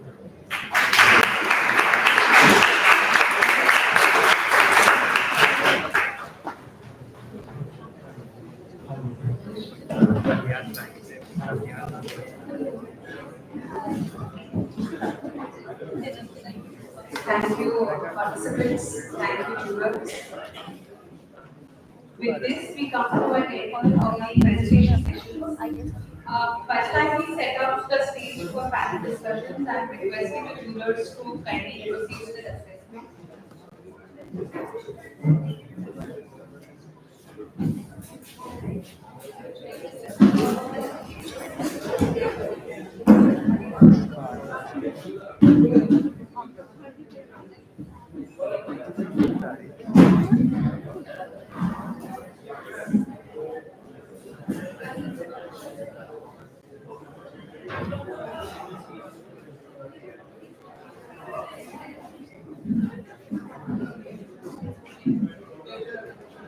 I request the studio mentors of the shortlisted participants to please join us for the panel discussion.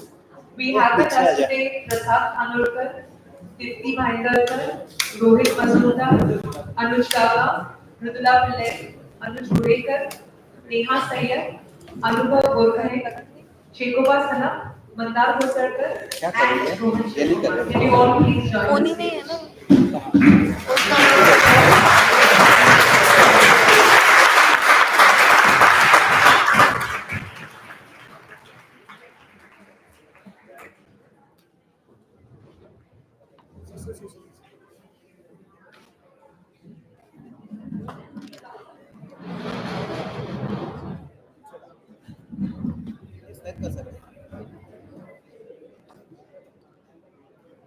So या साइडला थोडे या side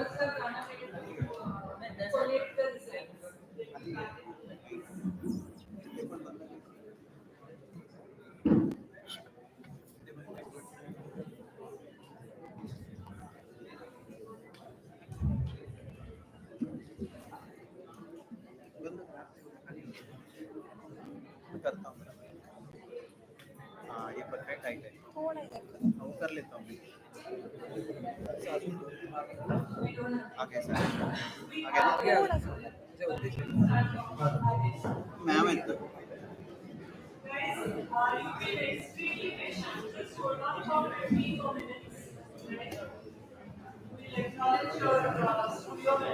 ये देखिए ये हटा देखिए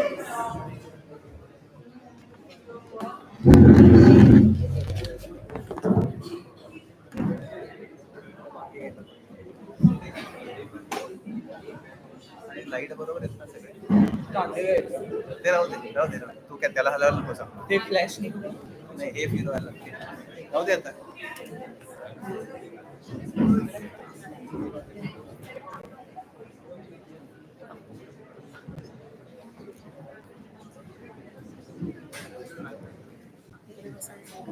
जा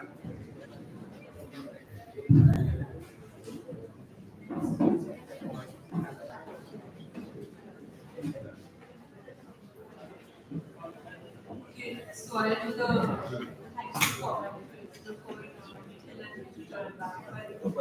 thank you so very much for coming here, for accepting our invitation and sitting through for the hours.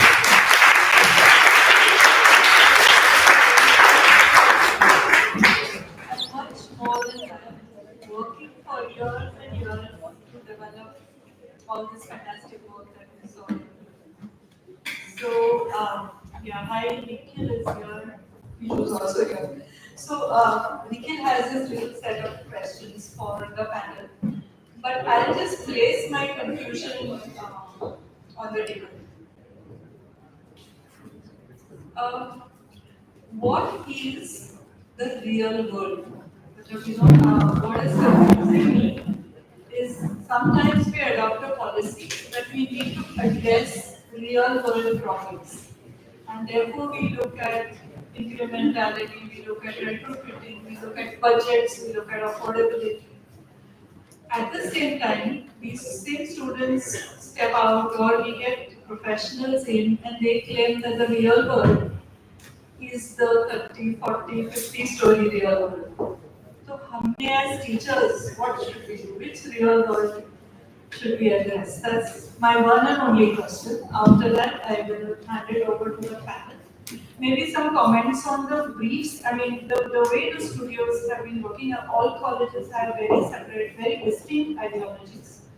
Not fair on my part. Let me introduce everyone. I'm so sorry. So you know Anuja Sawant, Nikhil Dhar, and Biju Kuriapos. I don't know how many of you were here in the beginning, but that's our panel. This is Neha Sayed from Pillai College of Architecture. There's Anuj Gudekar, LSR School of Architecture. That's Anubhav from KRBI. That's Rohit from C. That's Anuj Daga from C. Dipti from C.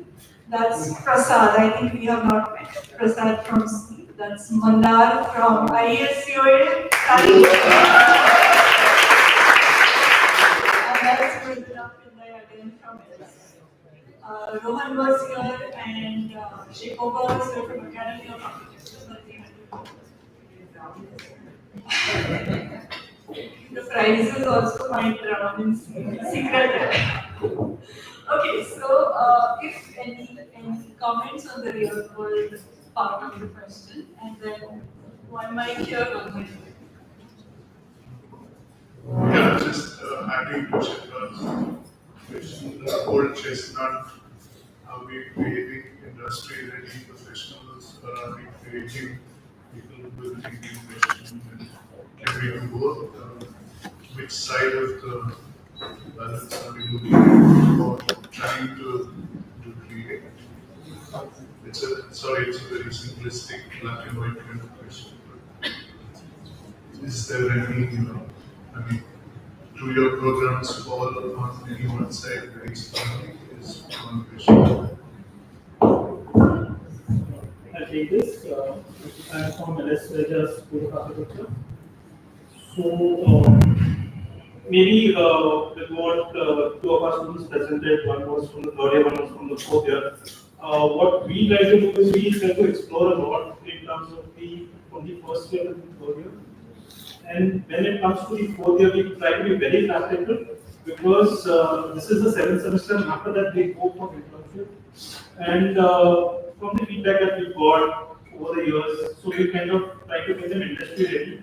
So the same design that they do, ideally we do the municipal drawings that they are the part of it. So when they are in office, they already know how to do it, and that for us it works that way. So later on, when they come back to their thesis, again we cannot go back to our module from the first to third year, is we question them a lot with the backing of understanding the real world, with the municipal drawing, with the internship, and now we try to ask, we encourage them to ask questions on policies, and if the policy gets changed, how do we change with the knowledge of office and the real world.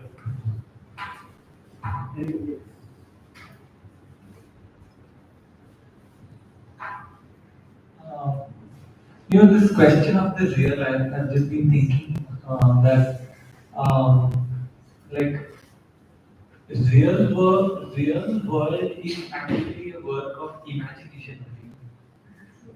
So it is something which is projected from the imagination. It's a work of creation, and therefore, instead of embroiling it into this whole thing of the practical, why can't it be actually a liberating thing that we want to see? And so, rather than inscribing ourselves in the logistics of the real, the academic space should be exploring the liberate or emancipatory potential of the reality. And so, in that sense, what world do we want to see? and therefore the academic world should be about finding possibilities or ways of making it happen in a just and responsible manner. I think that's how we should re-articulate reality instead of bylaws, practicality, and all those things. Because they will fall in place if your ethics is in place, and then you not need to worry about that. Actually, I totally agree with what you said, and I want to add to it. Like, there's a very interesting thing that we had a discussion a few days back when everyone was talking about how, like, post-COVID, this was a conversation, and we were speaking about how the idea of things being fun or the idea of crafting spaces we have totally completely lost it. Like we have gradually seen the kinds of projects that have been getting out of studios also. Like the idea of like the idea of liberating yourself from the thought that there can be these wrong answers and there has to be these particularly very correct answers, and you can explore much more because it may fall into this category of being too, okay, I'll use some weird words, too sexy, or even it's talking about sexuality. It's also talking about, for example, the idea of what's clean, what's unclean. So there are these very what I would say is there are these very conventional thoughts about how we approach the real, which can be easily questioned in the academic realm. I feel like, and it's not necessary that whoever is doing a project which explores their sexuality cannot take up a housing project in future. So there are some learnings in the process. So for example, there were two students who were participating in the presentation.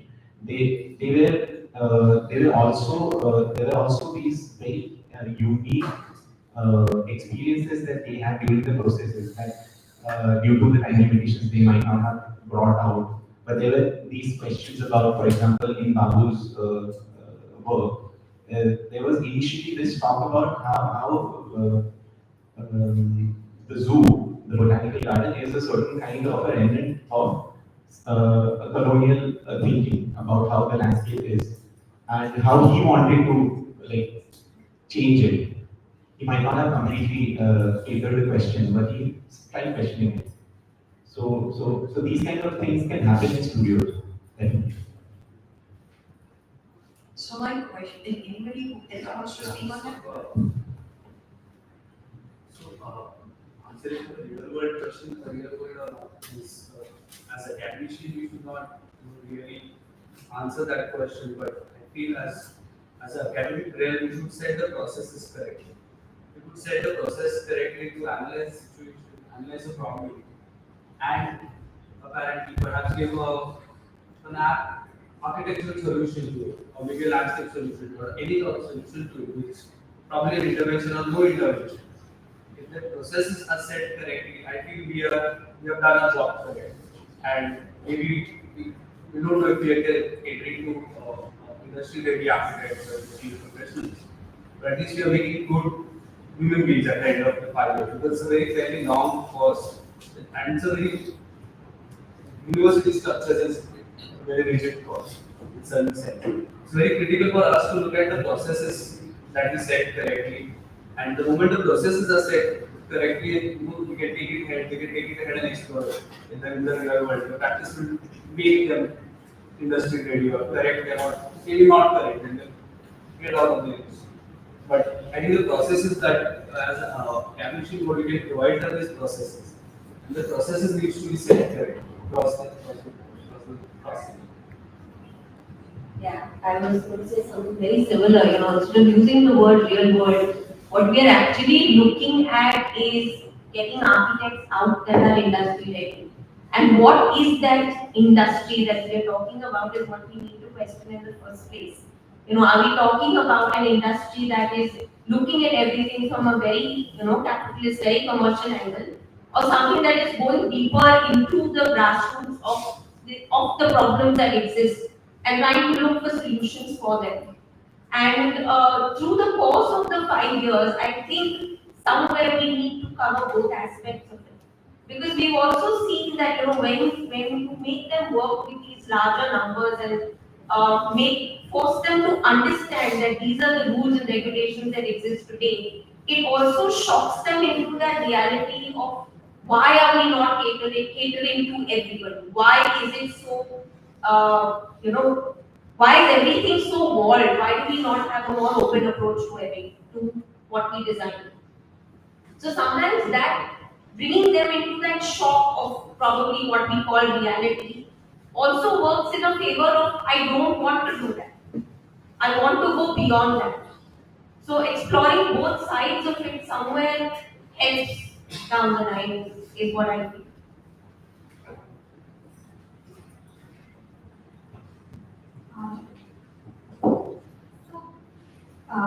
This is a larger discussion I think we are having at the school also. That, like you said, are we creating architects who are industry ready, who are ready to deal with the real world, or should we be questioning minds? I think it's more critical, and I think we've been largely discussing this at the school, that we shape thinking minds, because the moment and these students are somewhere who are going to become sensitive individuals who are going to go out, who can assess for themselves. So that ability is what the students need to kind of gather along the 5 years to be able to assess what the real world really needs or should be. And for the fact that policies or these decisions or all these guidelines which are put in place are actually to bring in comfort of their space, to make sure that you have adequate levels of light, adequate levels of ventilation. So these, instead of taking them as constraints, but rather questioning them of how can they be upcycled or made better. So maybe the policies, largely when we start responding to an architectural project, they are taken as constraints and problems, and then you start shaping your build form across by, setting out boundaries and set out spaces. But instead, if you start dreaming from the first core and try and craft that experience of behavior which this space is going to give you, and then see maybe you will go beyond the policy and give larger setbacks and larger RG spaces for your project. So where does this line of constraint which the policy is providing comes in, and how can that be questioned? That's the question. That's the discussion which we are also having. So, can I? Okay.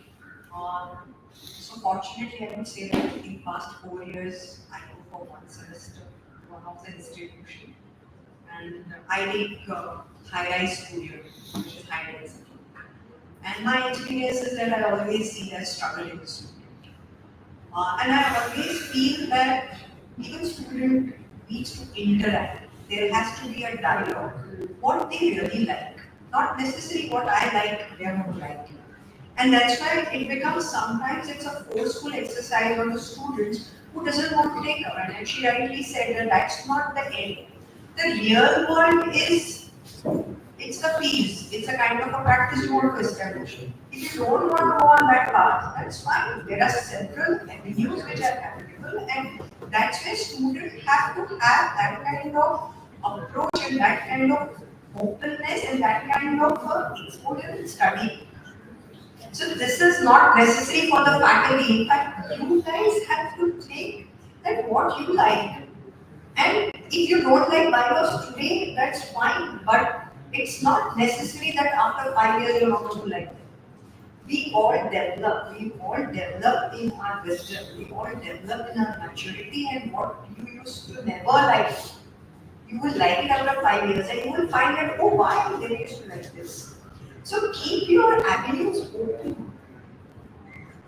So that's where I feel that if the faculty can have that sort of an open dialogue and they might say, I find this legal language, and you will find that they will say that I'm finding this language very difficult. And probably you will teach them how to interpret it. And at that point, they will get that excitement. Typically, they come to my office and then I teach them exactly the same thing. Otherwise, they are so scared कि इसको कैसे पढ़ने का, इसका जाके book रखा, ये क्या पढ़ने का. So that's not something that you have to understand the language, and then it's a part and parcel how rightly you said. So things are very easy. And things are numbers because that's how the developer looks at it. It's not something which is, I want to do it. But if my client is my God, what he wants, what they want, that's kind of services we are offering as an architect. And if you're convinced about it, you do that. If you're not convinced, you do something else. It's not something that developer के साथ काम नहीं किया, high-rise building वाला क्या किया. It's not at all like this. So please understand that there are several things which are there as a part of the practice and find your excitement. It's a very, very, very exciting profession. That's what I would like to say to all of you. So have that balance. Talk to your friends, talk to your family. Yeah, I studied in the 1990s. There was no discussion of industry in that. So it's a new phenomenon, and I don't know. It's not that people graduated at the time I graduated are doing badly in the industry. They are fairly doing fine. But I think there is too much of a discussion on it, and this is what I talked at the beginning in the first section of the presentation. Is that the beauty of architecture education is that it is so wide open. Right? It prepares you to come out and do anything. You can be a wonderful politician after the education of architecture. And I think we're reducing it to more and more about the making of the building. And I think this is the fundamental mistake we are doing in the academic level. And I always wonder that, I go to schools and say this, don't invite a lot of professionals like me to school. And we are the problem in many senses. And I think it's important to understand, and I'm not saying that, I'm not trying to kind of reduce the importance of making of the building. It's extremely important.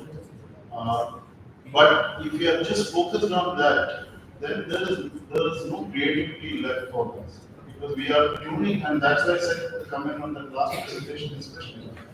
Extremely talented students and really worked out plans, and I think, but there is a certain image formed in, and it's across many presentations as well. There's an image formed in the mind that this is what high-rise means. And you're not even challenging what's the idea. When I look at it, it's not 1.5 FSI in my mind is not even high-rise. And I practice in Chennai primarily, and 1.5, 2 FSI I do it in 4 stories, large projects. Right? It's not even high density.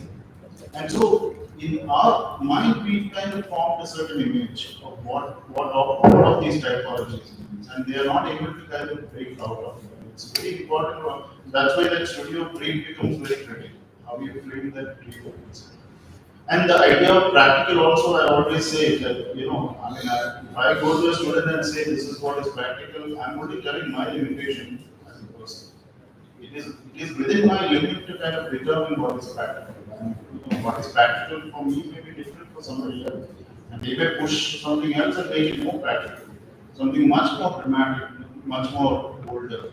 And so these are, I think we need to kind of prepare students to come out into the world and kind of face that world. And the rest they will figure it out. And I think if you really elaborate, the ethics is right. Everything else falls in place. And I think if you are able to kind of develop them in a way that they come out and with the same amount of curiosity and go into the world and try and find out both themselves and what they want to do and what the world wants. The only thing I would say is that the other side of it is that I feel the only thing I talk about here is that it's important to look at real issues. And I think, the point of high density housing is a real issue. You need to head on, you need to face that head on. Density is an issue that, in a country like ours, I always say that we have 18% of the world's population and 2.5% of global land. And if you can't deal with density, you can't talk about sustainability in a context like that. And so sometimes I also find that it's an excuse not to deal with these issues and try to be in that space where, so it's important to open them up to issues that are critical to our society, issues that we are staring at, and let them find those solutions. I think then you will see it coming out and figuring out themselves. And I don't think, and I also feel that in 5 years, practice if we can make our students industry ready for the kind of work that we practice and put that to us.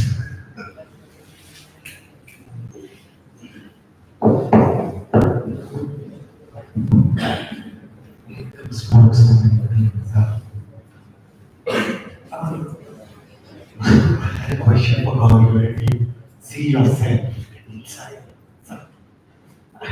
Where do you see yourself, your practice as well as teaching? That was my question. Just turning it down.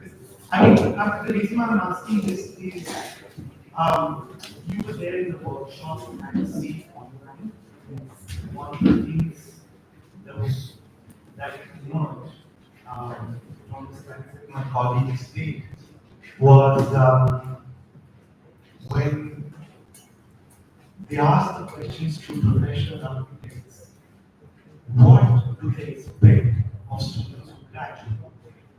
So basically, I think 99% of the answers emerged in the form of they expect students to be able to be good persons. That comes in are colleges that are affiliated to universities. They receive no support in terms of funding, in terms of any kind of institutional support or so from the state. They're in the most precarious condition. Okay. So actually it is our academic space which is at stake, not really the practice.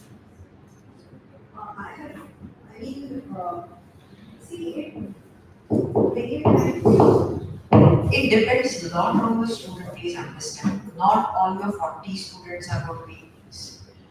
When I went for teaching, I found that there are 10 students who are inclined towards certain things, there are 10 students who are inclined towards something else. And that's what I was just trying to suggest, that if you can groom them in that particular direction, if it is possible, little bit, that you understand that this particular student has got more inclination towards, I mean, there are few who are like industry ready, what we call it as, because they could talk in that particular language or in that particular fashion. So they may need that kind of a grooming, they may be aspired to do that. Few of them are more inclined towards certain other things. So if that can be, you can have some sort of sessions with them that would probably give them that kind of a direction. Otherwise, not 100% all students are going to understand the AutoCAD and BIOS. That doesn't happen when they come to my office. It's a journey. I am a professor at that time and I start with them from zero. And literally that's what happens, because whatever they have learned, many things are to unlearn. Because that's what my client needs. And that particular time, I have to tell them, oh, you have learned this, but in real practice, this is what is going to happen. Second problem what we have, their knowledge of structure and MEP is weak. And that's where the whole ball game starts. It's not about the design, but it's about the technology, what they need to learn more. And that's what the student needs to do. That the curriculum, I understand, the curriculum is more concrete, which is not allowing you to have that kind of a breather, to have that kind of a sessions with them. But that's what even they need to understand, that when they come to our offices, that's where the demand and command they need to have. They cannot just shy away. I don't know how the STP functions. So that's what they need to be prepared in their mind, that you have to understand how STP works, how sewerage system works, how the plumbing works. But the you are the consultant. I mean, I used to work in the office and I got so... Even if the consultant No, is there, please, an architect must know this. which is what I'm saying. There will be hundreds of consultants for all the things that you are saying we are supposed to do. And they will take the decision. So we just become puppets. Sorry to say. No, but They this don't is make how- the decision. And no questions of space get discussed in an office. You know, it's a very funny situation. Just add a little bit more. I mean, but just let's look at from a very different perspective. In Bombay University, 66% of the time allocation in subjects is for technology. 2/3. Okay. 5% is for humanities. The rest is for design, so that's one problem. If you have 66% we are unable to train students in these things, then either there is a serious problem with It's not a problem with the professors. I'm having a dialogue with them, that they need to understand that they need to study and there is in the curriculum, all these evidence sources are there, especially that. Once they come into they study, they come to, then it comes the actual implementation, they need to study it once again. Because what they are taught in books and what reality is to be conscious, there is vast change in the technology. Just a question, because you are asking more flexibility to be related to the curriculum. Can you build in that flexibility into the office? That not everyone is going to be an education. And then you cater to the strengths of the students. That's what you have to do in the office. See, yeah, that is coming. Yeah, come. Yeah. So I was writing this book of poems. About random. And it was a conversation between me and my heart. And then I thought that there are more things, and this is perhaps answer his question. There is a syllabi, there is this thing which is conditioned. It's been conditioned for the last 100 years.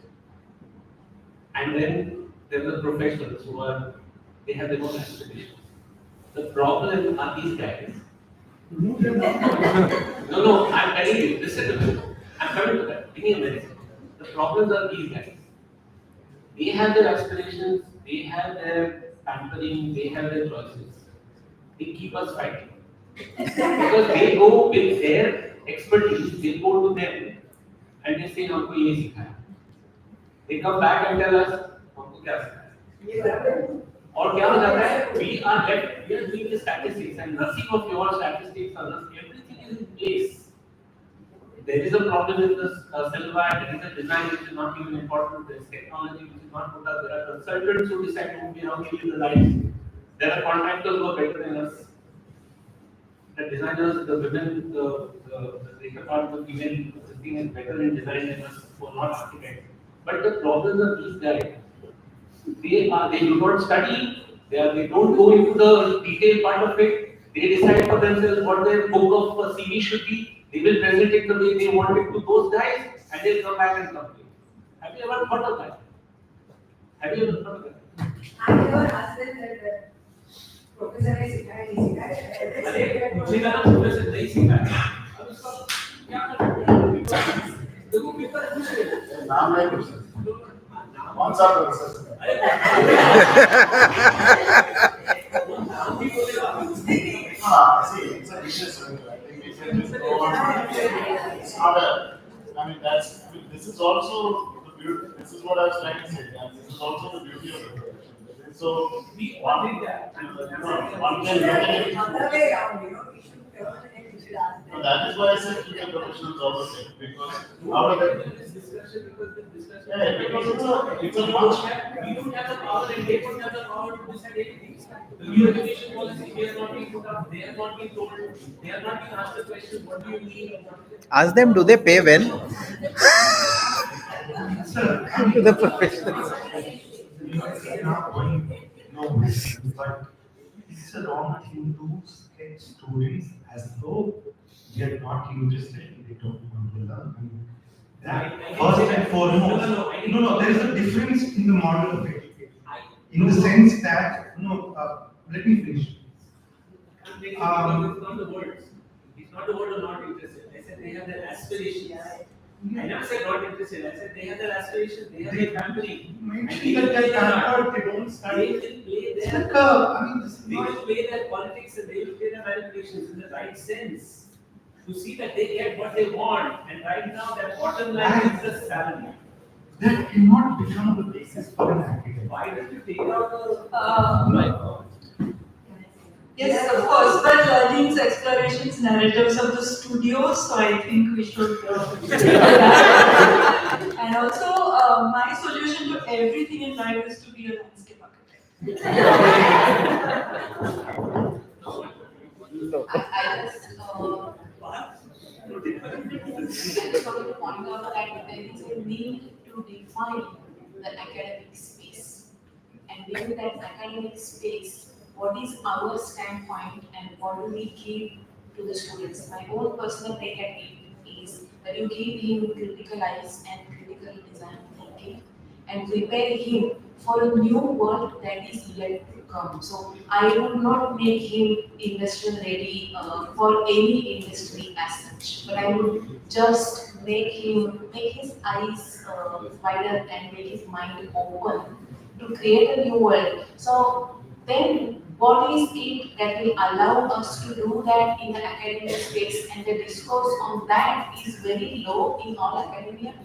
It caters to the methodologies of how we understand society, how we gather information from there, how we process that information, and what are the design processes that will lead us to the new world.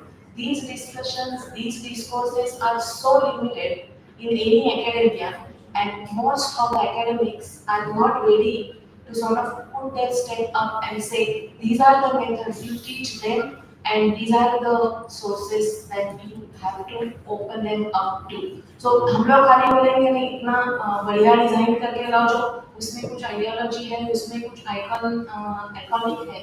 That is not going to make them stand in the new world. But these discussions I find nowhere, nor are the design studios that I have seen so far to cater to these kind of discourse. I think that would lead to this answer of what I don't know, we need to also each school has developed its own category. I think that is where the answer is.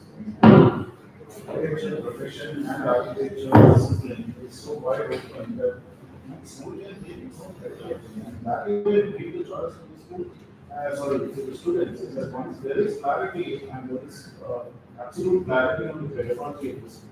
If I want to be an architect and what kind of work that I want to go out and practice in, I can choose a pedagogy which suits my needs. And I think there is opportunity across. The problem is that we try to achieve everything everywhere. And that is not the discipline of architecture. Maybe the profession has not more to tie in, but the discipline is much, much wider than the profession of architecture. I think we need to define that and encourage each school to develop its own pedagogy. And I think then you will find your answer.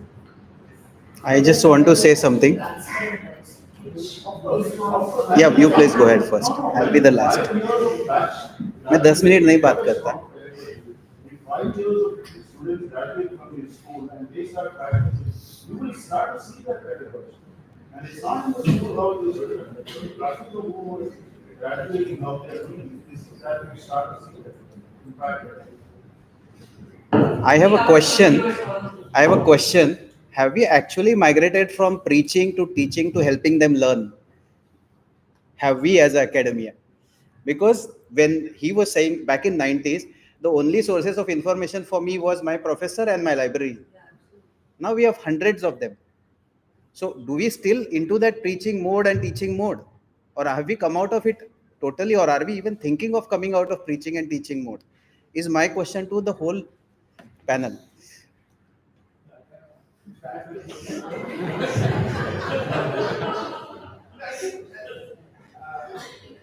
We can leave the questions. Yeah, I am waiting for results. but go back to it. I think talking about industry practice, I think the I think there's a whole industry. When you just look at all the projects, right? There's a whole set of industry like steel, informal settlements, the urban villages. There's a whole industry that doesn't work with the norms and the patterns that we're talking about. And this is sort of explore both technically but also in terms of sparsely informed ways. There's the other project which is about rural areas where again question of housing and time. And there's no industry there. There is none of that. They don't have the money to sort of hire big firms or that. So I think they're also exploring new worlds. I don't think there is a world that's such a new world. I think they're all getting trained to find these new worlds where they can actually, I think they all have aspirations to be something. And I think they're trying to find a world where they can become, because the practice isn't allowing them to do that. So they're trying to find a world where they can actually explore what they want to do. So I don't think there is anything one that's fair. So how many of you want to practice architecture? Raise your hands. Who wants to write poems?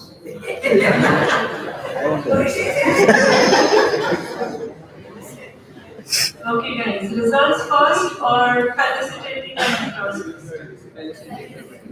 Okay. Alright. Can I please request our principal Vinny Baker to do the honors?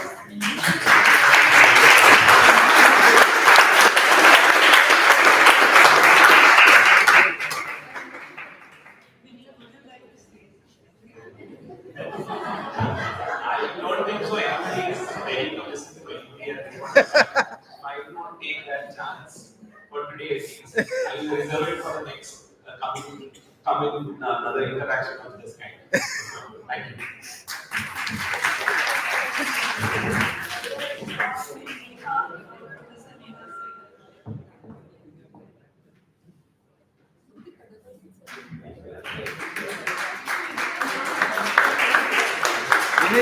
Vinit.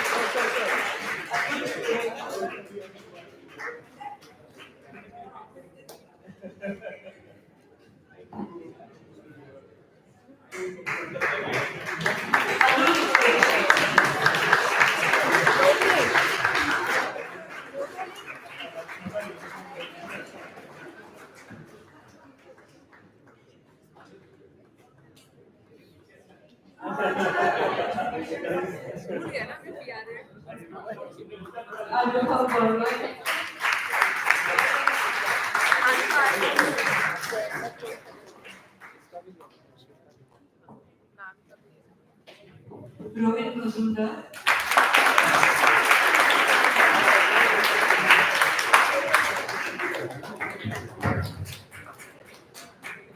Anuj Daga.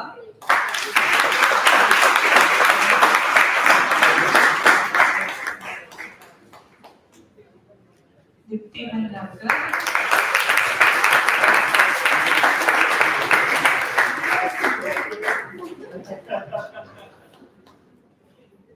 Prasad Thankar.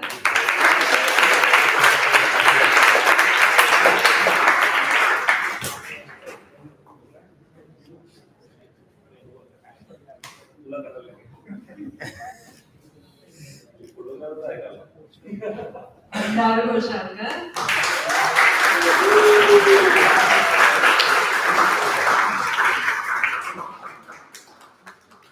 And Mridula Pillai. She's the most enthusiastic responsibility.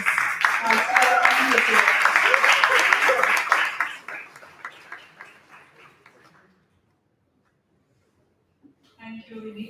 And I'm going to request Nikhil to announce the winners. So,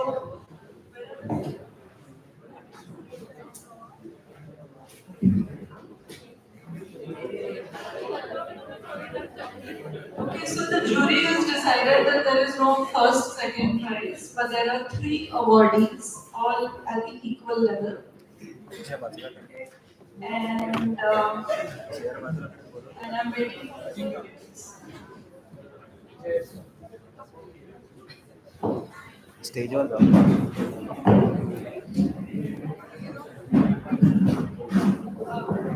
Biju Orbital Nika for the class.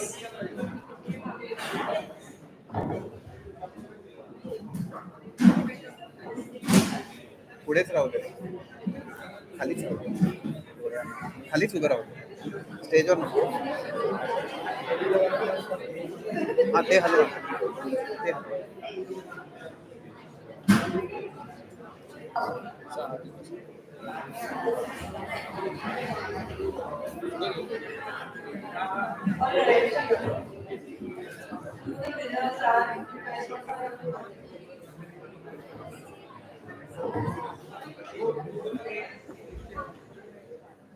So we've got 3 first places.